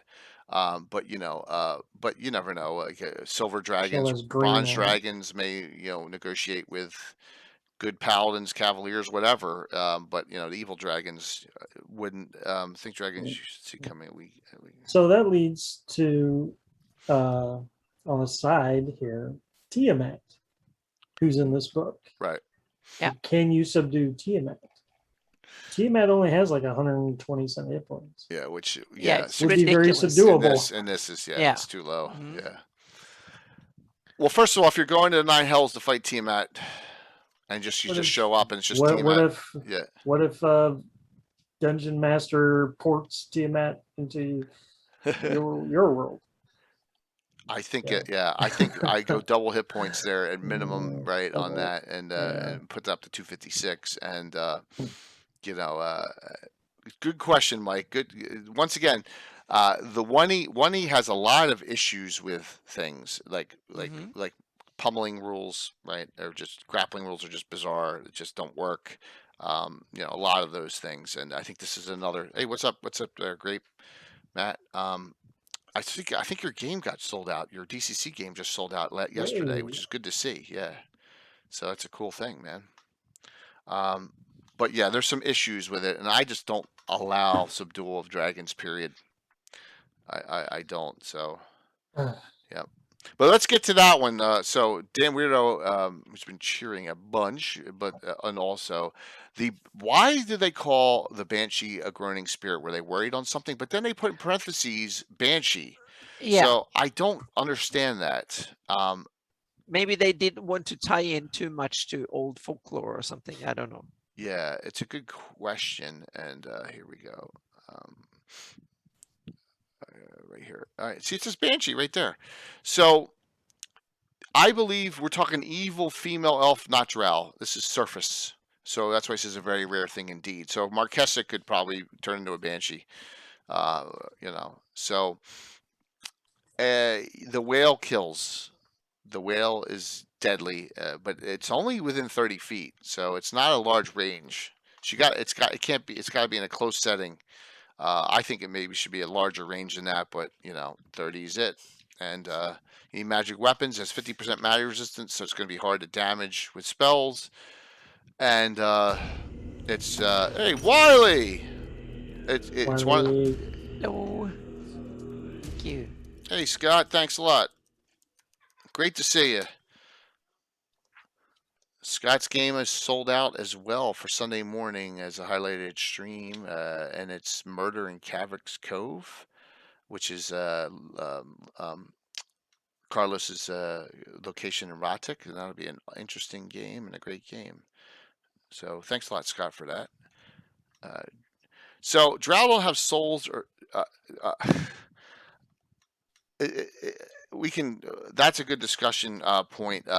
Fourth, I would ask that question to, if you really want to ask that question, October 10th. Save it for that date. You know why? Ed Greenwood will be back on. I want to see what he says about drow and souls and spirits. See what he says. So save that for Gavin on October 10th when Ed Greenwood will be back on. Remember that, and ask him that question about the soul or spirit of a drow, and see what he comes up with on that. It would be pretty interesting. Thank you all for coming in on the Wiley raid, and hang out please, and sign up for the giveaways.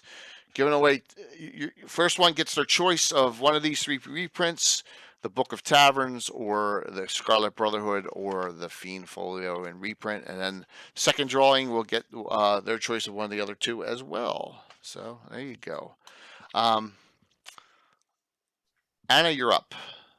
Okay, well, we had the giant beavers. They're more kind of funny giant monsters. A couple of them that are kind of funny. So we don't need to go deep, but I think they should be mentioned. And we have a giant skunk and a giant porcupine too. So if you want to have them, they're in here too. Oh my gosh! So it's kind of funny. So yeah. And then we have one more in the Beholder family. The Gas Spore is here too. Yeah, let's go to that. I thought that was late. I thought that was later on, but no, I found it. It's here too.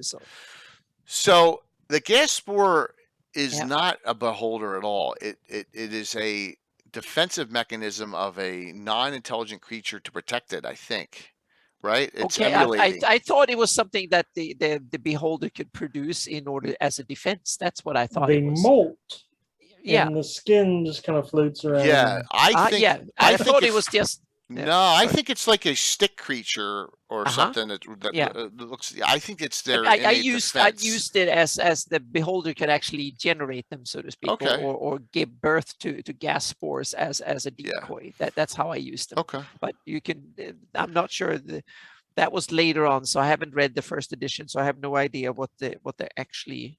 Yeah, it says here, even at close ranges, 25% possibility that the creature will be viewed as the eye tyrant. For a Gas Spore as a false central eye and rhizome growth. I think it's a defensive mechanism for a base plant or bizarre plant-like creature that floats around, and then they do damage. They shoot rhizomes only if they touch your flesh. For them blowing up, it's kind of like the bee that stings you when it kills itself. So basically, that's a defensive mechanism, but it's going to kill itself. So I mean, yeah, we can. But Yeah. it's a nasty one. It's a trap monster. Yes, Josh. Josh likes trap monsters too. Yes. Yeah, Cathay, we did discuss the weasel, the giant weasel that blood drains. So, yep. Thank you for that, there, Alex. Really appreciate it. Hey, Gallagher, good to see you on as well. So, but yeah, gas spores are well, is it a beholder or a gas spore coming down the hall kind of creature? Yeah. You know, and people this is one of those things you can only throw that trick out once or twice on your party, and they're like, oh, we're just gonna walk, because they move like 3 inches. You can just walk away from them. The movement rate on these things are so slow. But yeah, it's a cool nuisance trap monster. So definitely a good one. So someone online a while back said, let's talk about the Kobold, because you know, of that request. And the Kobold is are they little mini dinosaurs, little mini dogmen? I think they're little mini dogmen myself. What do That you was think? the first version of it. Then they became reptilian in later editions. Yeah. So there's pictures of it from the original. This is really, who's DCS, Mike? Do you know? Artwork? Dave Sutherland. Oh, it is David Sutherland. Okay, cool. That's a great. I love that. There's a web spell being cast. I love this pick. It's a great pick. Some great artwork in there. So kobolds are, you know, tribal, and you know, look at the appearing 40 to 400, and but you know, the hit die can go up on these as and they have giant weasels in there, can have them as a lair too. So the weasels are way more nasty than the kobolds. Wild boars or giant weasels as guards. So yeah, yep. So modern reptilian dogs that worship dragons. They're both okay, and you can go with whichever version you like. You know, it doesn't hurt going with whatever version. And they're nasty. Making them dogs makes them too cute to want to kill. Yeah. So more reptilian is better. A mix of, I mean, it could be a hybrid of both, actually, right? But their main kobolds are their main antithesis. The kobold. I mean, kobolds' main antithesis are the gnomes. Duh. Listen to me. Duh. Yeah, gnomes. Sorry about that. Yep, gnomes. Mike, what do you got?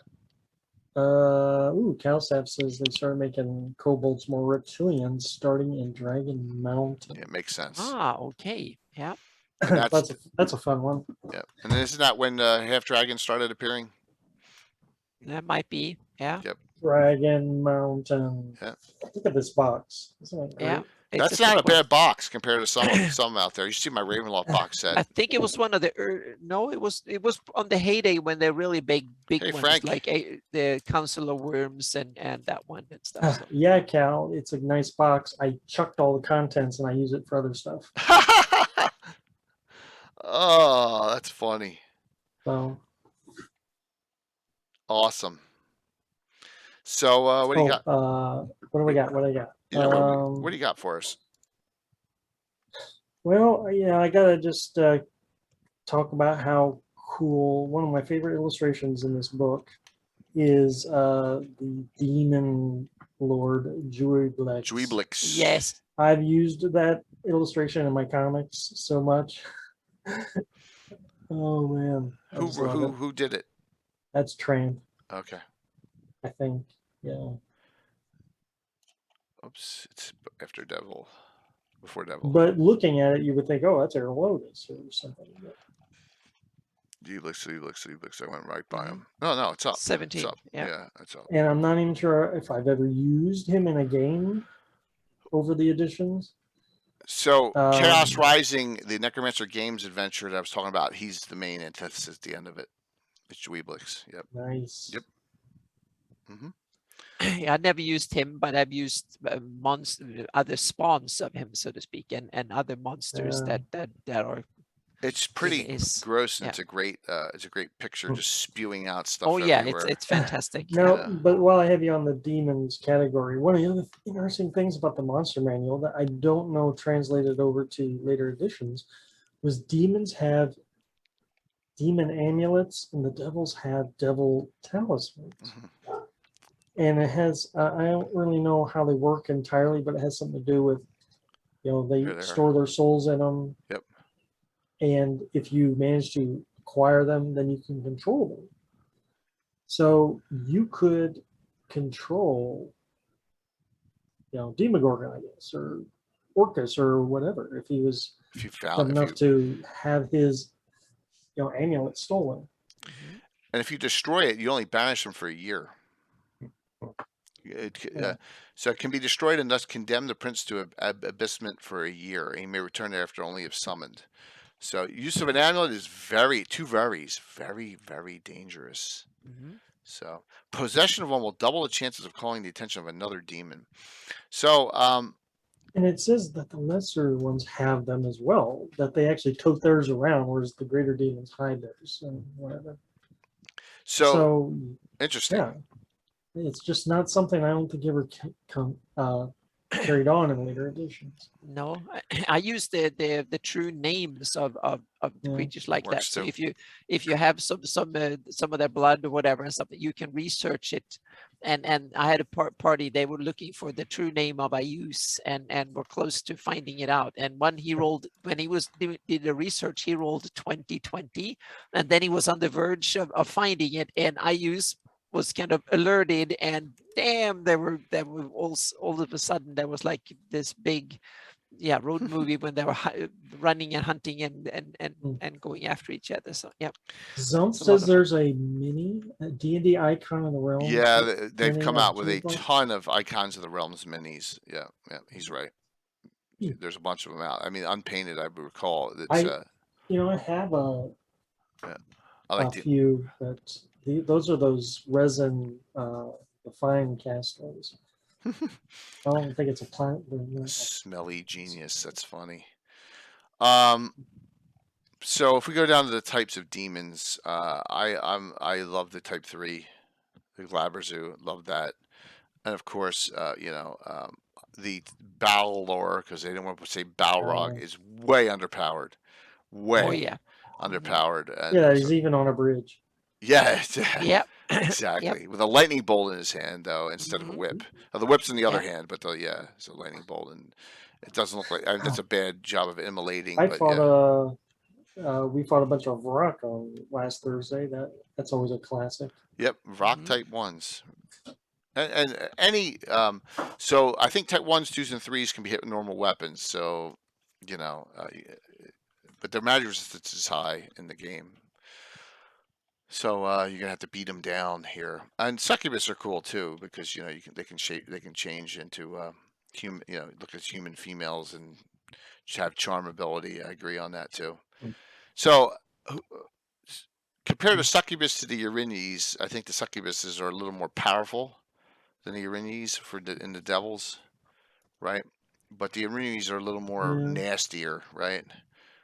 They have a little more, they're out there garnering souls, and so, you know, it's a cool thing. Yeah, exactly. They put it, yeah, absolutely. Mariliths are the type 5s are, the armor class is nasty on them, and all the attacks they get, they're a nasty one to do as well. Yeah, so it is they did a good job with these. I know they had to change the names of them in future editions, but I think they did a real good job with the demons and devils. Mhm. I really like what they did there. Let's me go to downward here. Freet is cool, but let's throw it down a little bit because we got to get this out. We haven't talked about is this the right abilities for this creature? Because we got to go there because Thrommel. So we got to go to the vampire. Okay. We haven't talked about vampires yet, so I can't even do my there we go. Vampires. if you ever ran Ravenloft, there's way too many vampires. I mean, there's 20, 30 vampires in that whole adventure. Nasty, nasty adventure. I love using vampires, but I want to power them up a little bit with spell ability or clerical ability, and make it a little more challenging, just outright slaying them. But Old Mother Grubs in the city of Greyhawk. If you haven't raised it yet, there's vampires running all throughout that place. So that's a good one to right in the Free City Greyhawk box set, original box set. It's a cool encounter with multiple vampires and spawns. So they regenerate. I thought it was +2 or better weapon to hit. That's only +1. I thought you needed +2. Vampires always, you got to find out where their coffin is, so that may be a challenge, especially you want to hide the coffin in a good place. And they drain 2 levels on a hit, which is really really nasty in the first edition D&D. And so, what is one of the most notorious? I'll tell you. There's 2 that I remember. 2 notorious vampires in published modules. Give me 2. 2. No, I'm not going to say it. Satinmir, What's that? the one in White Plume Mountain. Okay, that wasn't what I was thinking of. Strahd is not Greyhawk technically. Okay, so not Strahd. Well, we have a Mushkelane for Iusian. Yeah, yeah. but that's part of. Yeah, I'm talking about old. Oh, okay. One, that's first beyond. edition. That's beyond me. First edition modules. Yeah, 2 of them. That's beyond me. Yeah. Okay. 2 of them. Well, drones on. Yes, Drelsna. Aya's half sister, sitting there in Shokanth at the end, is a vampire. What's the second one? Oh, I didn't know she was a vampire. Oh yeah, a fighter vampire. Yes. Okay. Number 2. Cool. Tomb of Lizard King. Don't have that. Lizard King is a vampire lizard king. Okay. Yes. I didn't know that. Yes. Sakatha is undead. He's a vampire. Oh. Yep. I knew about Dresna, but I didn't realize he was a vampire. Yep. Sakatha's a Yeah, vampire. the vampire in White Plume Mountain guards Whelm. Yep, he does. Absolutely. It's another good one too. Yeah. And that's why I love Drellson is so well written in Calstaff. That's why I love Shokanth as my number 2 of all time adventure. Just because it's just such a great final encounter. And actually, it's not the final encounter because you're messing around with the items. You get Zagyang Zegi popping out, so it's technically she's not the last encounter in that. All right, we'll do one more round, and we're getting close to calling it here as we're rolling through really quickly. So, Anna, what do you got to close it out? I want to have these kind of weird, non-useful, utilitarian weird monsters that are in here because I think that is. And one is the Shrieker. Ah, that's a good one. Yeah, so it's kind of funny. It's a completely useless monster in a way, but it's a fungus that screams. So it's kind of it's a monster alerter. Yeah, exactly. Yeah. All right. So the Shrieker is good because it makes its noise. What monsters in here that looks like a Shrieker but can do you a whole world of damage? Oh, we have the other fungi. Yes. What's the? Hang on a second here. I looked at it earlier. Yes. Violet fungi. Yes. Yeah. Very nasty. Because that'll kill you. Yeah. So let me go up to that too. EF. I can't even. It's on I didn't go page to 42. school. All right. So 3 hit die, and you get hit by that, and if you don't have a clear disease, your flesh is rotting off. So a really nasty one. Yeah. Violet fungi, which looks like a Shrieker. Except it's got the, almost looks like it's got the coral growing out of it. So, nasty. Yeah, I think those are little tentacles that can come out or something. I'm not sure. It says, let's see what it calls them. They say branches. It just says these excretion from these branches. So, Yep. Okay. Yep. Good one, Anna. Good couple ones there. So, Mike, finish it out. Sure. So Gary brought this up earlier. Steve Marsh is responsible for all the underwater monsters in this book, according to the preface, which is quite a bit. I guess. And the one that I've used over and over and over, and never get tired of them, is the Sahuagin. Oh yeah. Yeah. Yep. And that's Sahuagin. a whole page plus of information on them. Yeah.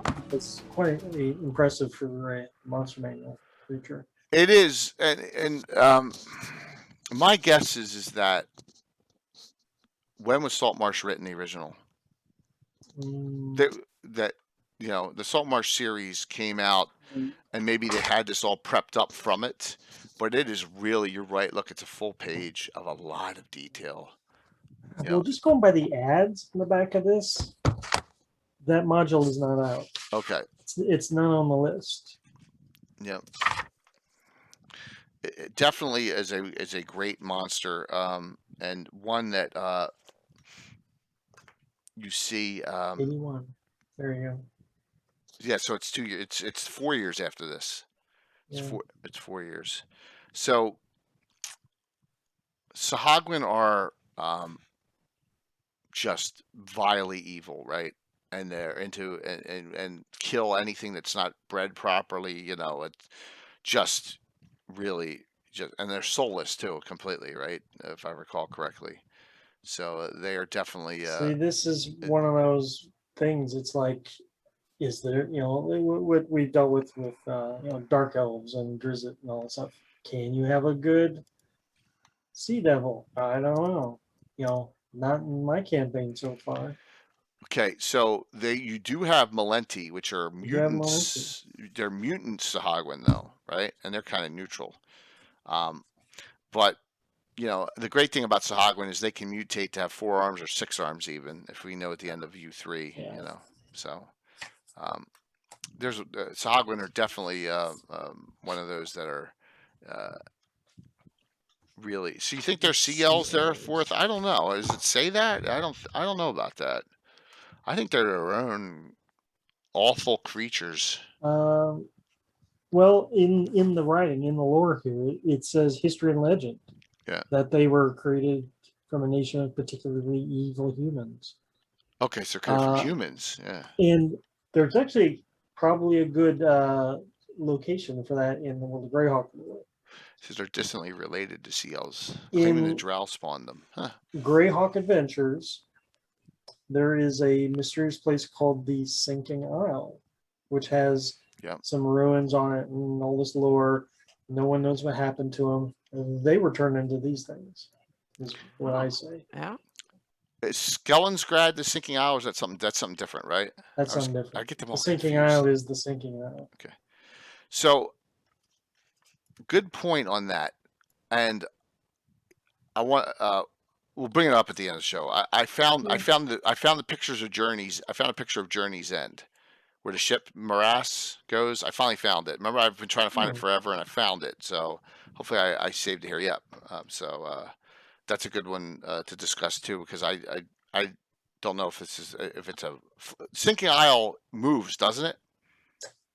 No, this is on the east coast of Erde, Great Kingdom. Okay. I think it's just a. All right, so that one comes back and forth. Okay. Yeah. Whereas the Journey's End is not in one particular place. Like a near far shore. Tropical. Yeah. I'm mapping it right now. Mapping. Sinking Isle. Oh, awesome. Well, hey, was I right? Well, I'm kind of explaining why, so to speak. Okay. It's part of cold Earth. Yeah. Oh. So every ice age it comes. Yeah. Very, very cool. Because the ocean level goes down, so that way and it's giants. Just outside of Erde land. There is a huge part of that is become land. So, yeah.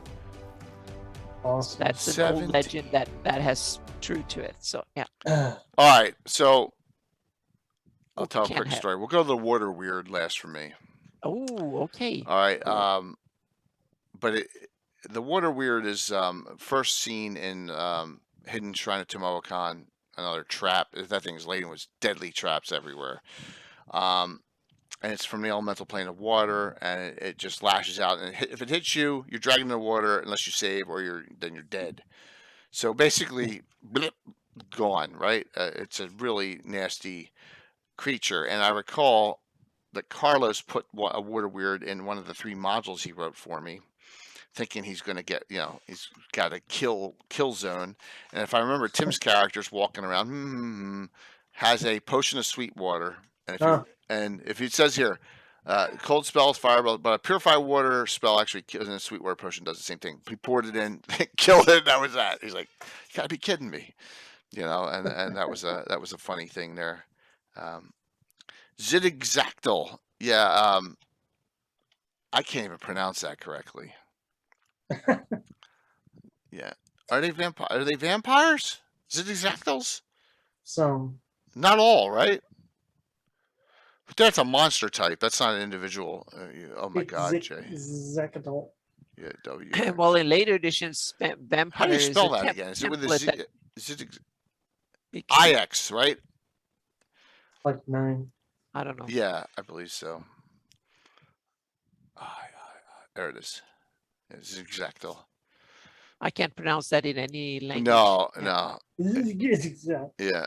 Also, some of these monsters are vampiric. For every 20, there's a 50% chance there will be a vampiric form in the group.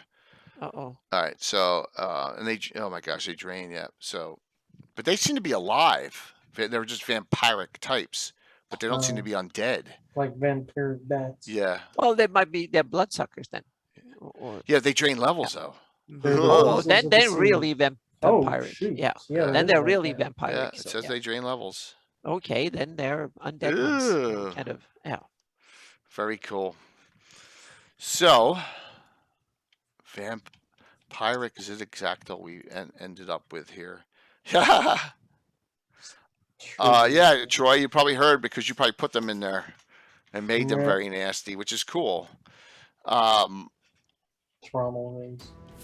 Thank you for hanging out with us on this monster talk. Yeah, oh my God, Thrommel rays tonight. On we had some fun with this. This is our third. Yeah, the carrion crawler in the back there. Oh yeah, manticores.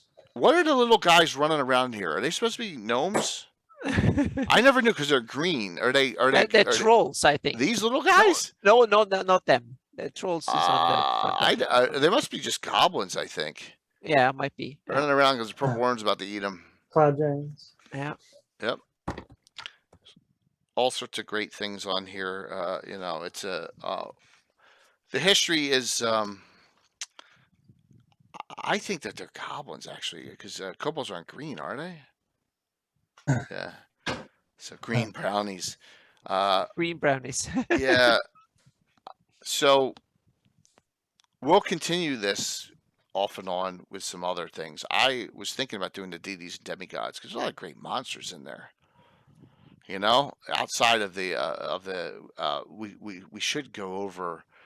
We should do an episode on going over the humanoid deities too that are in there, humanoid and demi-human deities in there as well. But we have one other monster book that was when Greyhawk was official D&D home setting, so to speak. And that is this one. That's when Greyhawk was. Oh, what edition is it? It's third edition. Oh, okay. I don't have that. This is when D&D was, or Greyhawk was actually the official home setting for D&D. So I haven't looked in it for years. Yeah, I'll have to get it. You're right, Anna. There's probably something in there that's. Yeah, it's a lot of great art in this one. It was a lot of wonderful monster art that I really liked in this one. That stayed on for later edition too. Also, there's the Monstrous Compendium monsters that are from second edition, like the Lossel. Yeah. Mm-hmm. But this one is so cool because this was actually when Greyhawk was the official home native setting for D&D. So that's why I thought that's why I took it up, because that was the age when that was in 3.5. They kind of made it setting neutral, but third edition was Greyhawk was the home world, so to speak. So I thought it would be interesting to take one of the most overlooked monster manual, because it was only the official one for a very short brief time before 3.5. I'll have to find a copy and get it. because I don't You have can get a PDF on. I like to iTunes, have I'm the pretty book, sure. so I got. Yeah. It probably shouldn't be too hard to find a third edition No, copy I of guess that book. a lot of Yeah. people probably dumped it Difficult. for a third edition when 3.5 came out. So yeah. There's But Coma. it's- There's a lot of Yeah. different ones Mhm. we'll go over. I guarantee it. As we go, And because there's a bunch of new ones that and there are some Greyhawk ones in here. I can see when I'm coming in. Yep, there are some Greyhawk ones that we haven't talked about. So yep. So I think it's Good. We should dig into it. Yep, at a later that's show. basic Took though, that isn't it? long. Isn't that a basic Yeah. edition? Yeah. Oh, okay. Coma Yeah. mentioned it in chat. Another one I don't have. The basic. We will continue this discussion because we've done Monster Manual 1, Monster Manual yeah, 2, we and need to- Fiendfolio. Yeah. As filler yeah. episodes, absolutely. Yep. Oh, thanks, Tim. That's awesome, man. Thank you so very much. Mm. So let's do some quick shout outs, talk about what's going on. I have 4 streams and 5 nights coming again. So tonight, Thursday, Friday, and Sunday. So it's a packed full week coming up here. Yeah. And we got a lot of other fun stuff coming up. But Mike, what's going on with you? Oh, just the gamer life. I'm cool. ready for you're all talking about Gary Con, which I am playing a game in that as well, or Greyhawk Con. But I'm looking forward to Gary Con. Sorry, that's what was on my brain. I got my hotel. I'm ready. Let's get to Wisconsin. If anyone's like on the fence of going to Gary Con, a bunch of us are going to be there. This is the place to. All 3 of us here in the picture. Yep. Josh Thanks. Pop Zarathon's going to be there. Yep. Yes, Josh Pop. Alyssa Faden's going to be there. It's going to be damn Yeah. good. Carlos Yeah. will be there. Carlos and I are fortunate enough to have platinum badges, so I'm looking forward to it. Really excited about this. It's going to be a wonderful, wonderful time. But we got GrailCon coming up in 3 weeks, 4 weeks, 3 weeks, 3.5 weeks. So, good, cool. Michael Von Mogel will be there too. All right. Great. We can do that, Coma. We can do them on Wilderness and Dungeon or Survival Guides. If we do those, we will have Tim join us because that's Tim's bread and butter. So the Ever Mysterious, if we do those on Legends and Lore, we will. The Ever Mysterious Tim will definitely be joining us on those survival guides. That is his. I cup love of tea. those books were fantastic. I Yeah. loved them when they came out. They were fantastic. Yeah. So all good. So all right, Mike. Well, yeah, I'm excited about Gary Con next year. I'm going for the full immersement. I'm going early. Well, Anna's even going earlier now. I heard. Oh with yeah, I'm Josh. going. Yeah, thanks to Josh Pop. Otherwise it would have been iffy for me to participate for financial reasons. But thanks to Josh that managed to so I don't have to rent a car and some other stuff. Josh is renting a house out there somewhere. Yeah. So. Ooh. Yep. Yeah, Mike and I are in the Grand Geneva, though, both of us. Well, we might have some openings there too. So yeah. Oh, Yep. yeah. Gary Con's in Lake Geneva, Wisconsin, Toriano, right where the hometown. Just over the Illinois border. Yes, Yeah. I'm flying into Chicago. I already got my flight arranged and all, and it wasn't too bad. I'm going to do cost-wise. that very soon. Yeah, we're talking about Josh. We're talking about Darumi. So very, very cool. But Yep. we're gonna talk about Greyhawk Con in a second here. So Anna, what's going on? Well, a bunch of stuff is going on as usual, but now it's in many ways it's even more than usual. And there's most of my time right now is done for Gryffindor games because we're in the final home stretch, a few weeks for their Kickstarter when I'm doing will be a hex crawl map. That is kind of cool. Technically, it's a very interesting, cool map. So that will be a fun one to look at, so to speak. And it will also give me some interesting ideas to see what I can do similar ones for Greyhawk in the future. So it's an interesting format, so to speak. And it's also outer planar adventure mapping that it's my first, so to speak. It's not much of Outer Planner, but it's a little bit of touch it, so to speak. So that's interesting. On the Greyhawk front, the big thing coming right now that I actually launched the beta version of today is the new my Greyhawk content repository, because my website has been kind of iffy at best to store Greyhawk content and stuff. So I thought that I needed a new. So I've been looking around for different solutions. And a little over a year ago, I started using Notion for other stuff, and it's a kind of a place where you can, a lot of companies and stuff use it for various, to put their data into and to build applications and stuff they can use. So I started use it for a bunch of other stuff, and I realized that, oh, you can just share your part of what you're working on, and it becomes a website. So I've actually set up a content. So I'm going to dump a bunch of links, and the last one of this is a link that you can actually go and look at it. I made a bit.ly short link to it. So it's a bit.ly GH Maps and /GH cool. Maps, and you can just go and look, and it's a content database where you can go through. I haven't uploaded everything I've done, but it's a large part of it, so to speak. And you can search, you can go through and look at things. There are all sorts of stuff in it. So I want people to start testing it and see if downloading from it worked. I've tested it, but I know that when others are using it on more normal computers, my computers are being driven hard by me, so they're used to large to big files, so to speak. But the good thing with this is that it requires way less work and maintenance on my part in order to do it, so to speak, and it's much easier to find stuff, and you can search for it. You can there's various views. So if you go to you can either go on the first page, so you can see various different projects, or you can go to the content database and search for everything, and there's different views. If you want heraldry maps, if you want to have the certain series of maps, you can just choose that view and they all pop up, so to speak. And then you can see what year, what format they are from, and stuff like that. So it's kind of very much easier to find stuff. So yeah. So Anna will be back in 2 nights. Friday nights, the fantasy Mhm. mapping show. Yep. Let me throw that up real quick here and just hop Yep. out of order.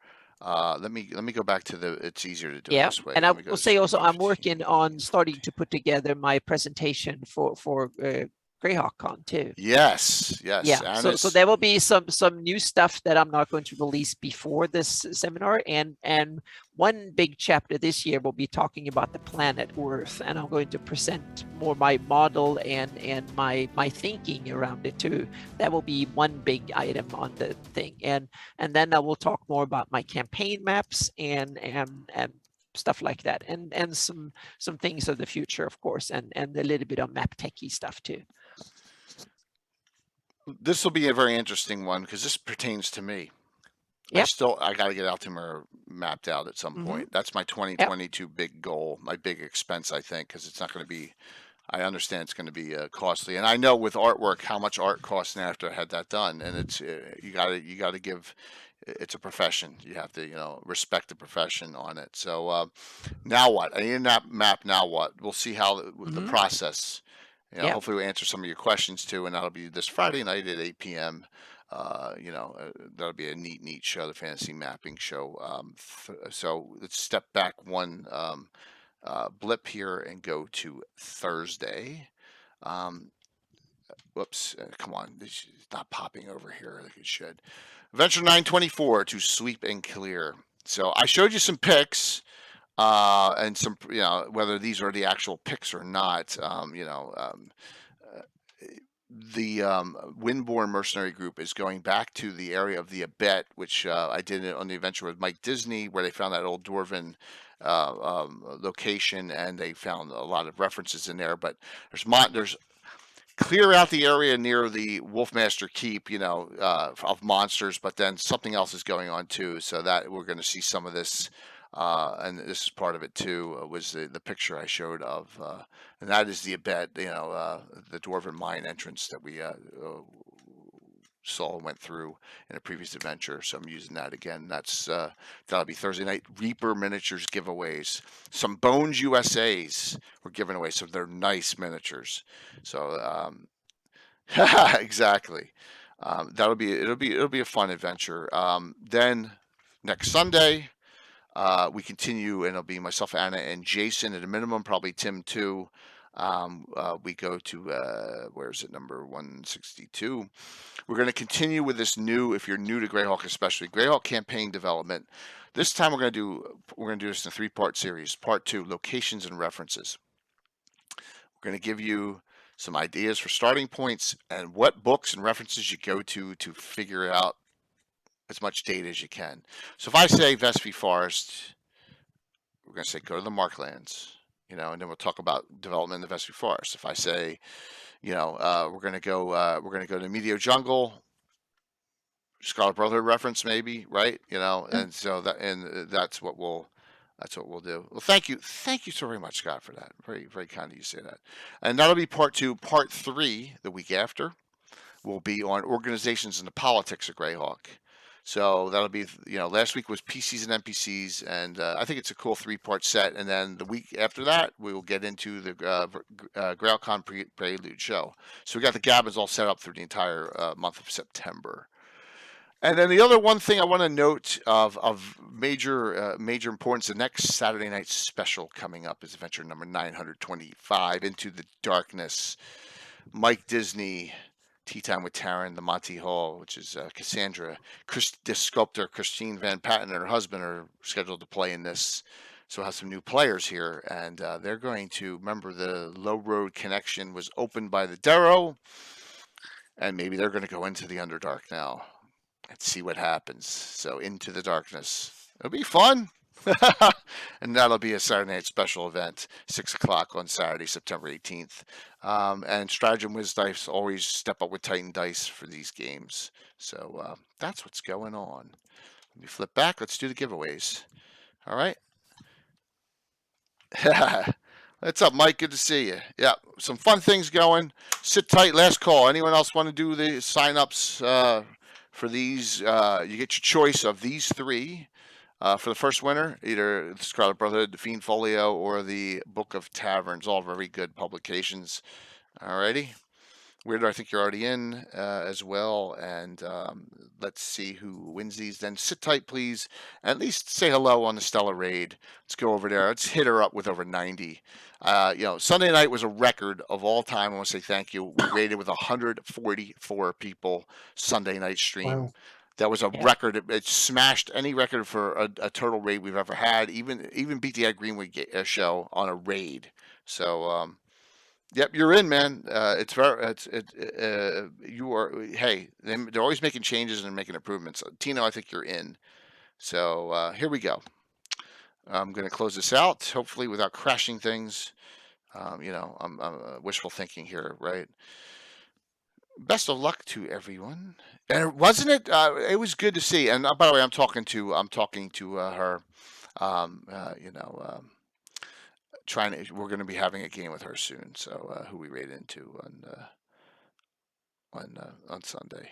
1 second here. Cloudbot. I'm talking to myself for finishing this out, and we're closing it out here. Yes, Darling Creepshow she's pretty cool. So. First winner. Oh, weirdo, you won. Look at that. Didn't you just say you never win the books? Never get the books. Isn't that amazing? All right, which one do you want, man? Which one do you want? You tell me. The Taverns. Awesome. The Book of Taverns from Necromancer Games. Wonderful. Very, very cool. I think I already have your address. Okay. Second winner. And trust me, Patrick is loading me up with this stuff all the time. So, more and more stuff coming. Plus, we got Reaper Manager giveaways tomorrow night. That winner is Von Moku. Michael, which one do you need? Don't have? I bet you got the Fiend Folio. Do you have Scarlet Brotherhood? Michael Von Moku. Mike Von Moku. Woohoo! Mike, where are you? I know you're here. I know you're here. He probably stepped away. Let me just. I know he's here. He's been talking all night. He's on. I'll get with him off. I know he's on. He probably just stepped away. So I will figure out which one he wants, and let's raid into. Yeah, he's on. He's in the list. I see it. He was just talking. Yeah, probably a bathroom break. There we go. Regift. You sure? All right. Regifting. Very kind of you. Wait. Yeah. So wait. I have another taverns. You want it? I will still regift, but I'm asking you. Do you want another tavern? Trust me. I have it. One sec. He will take a tablet. Tavern. All right. Got it.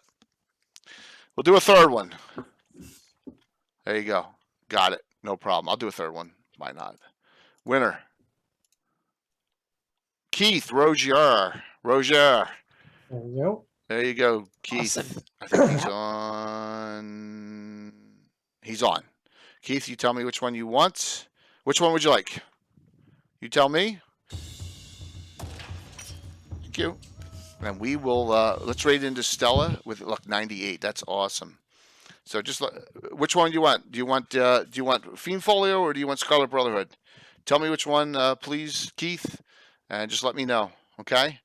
Between those two, Fiend Folio or Scarlet Brotherhood, you tell me which one, and I'll get them all out.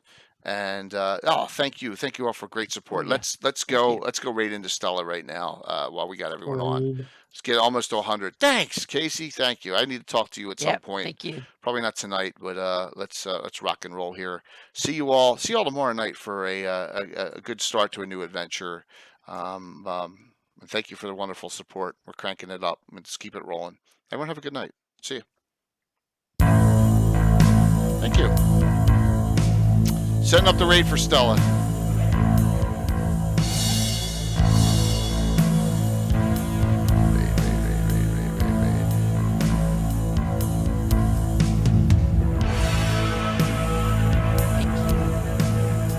See if we can get. I want to get over 90. Oh, that's good. 75. So, all right, 76. That's good. That's still really good. Yeah. All right, 5, 4, 3, 2, 1. See you all tomorrow night. Bye.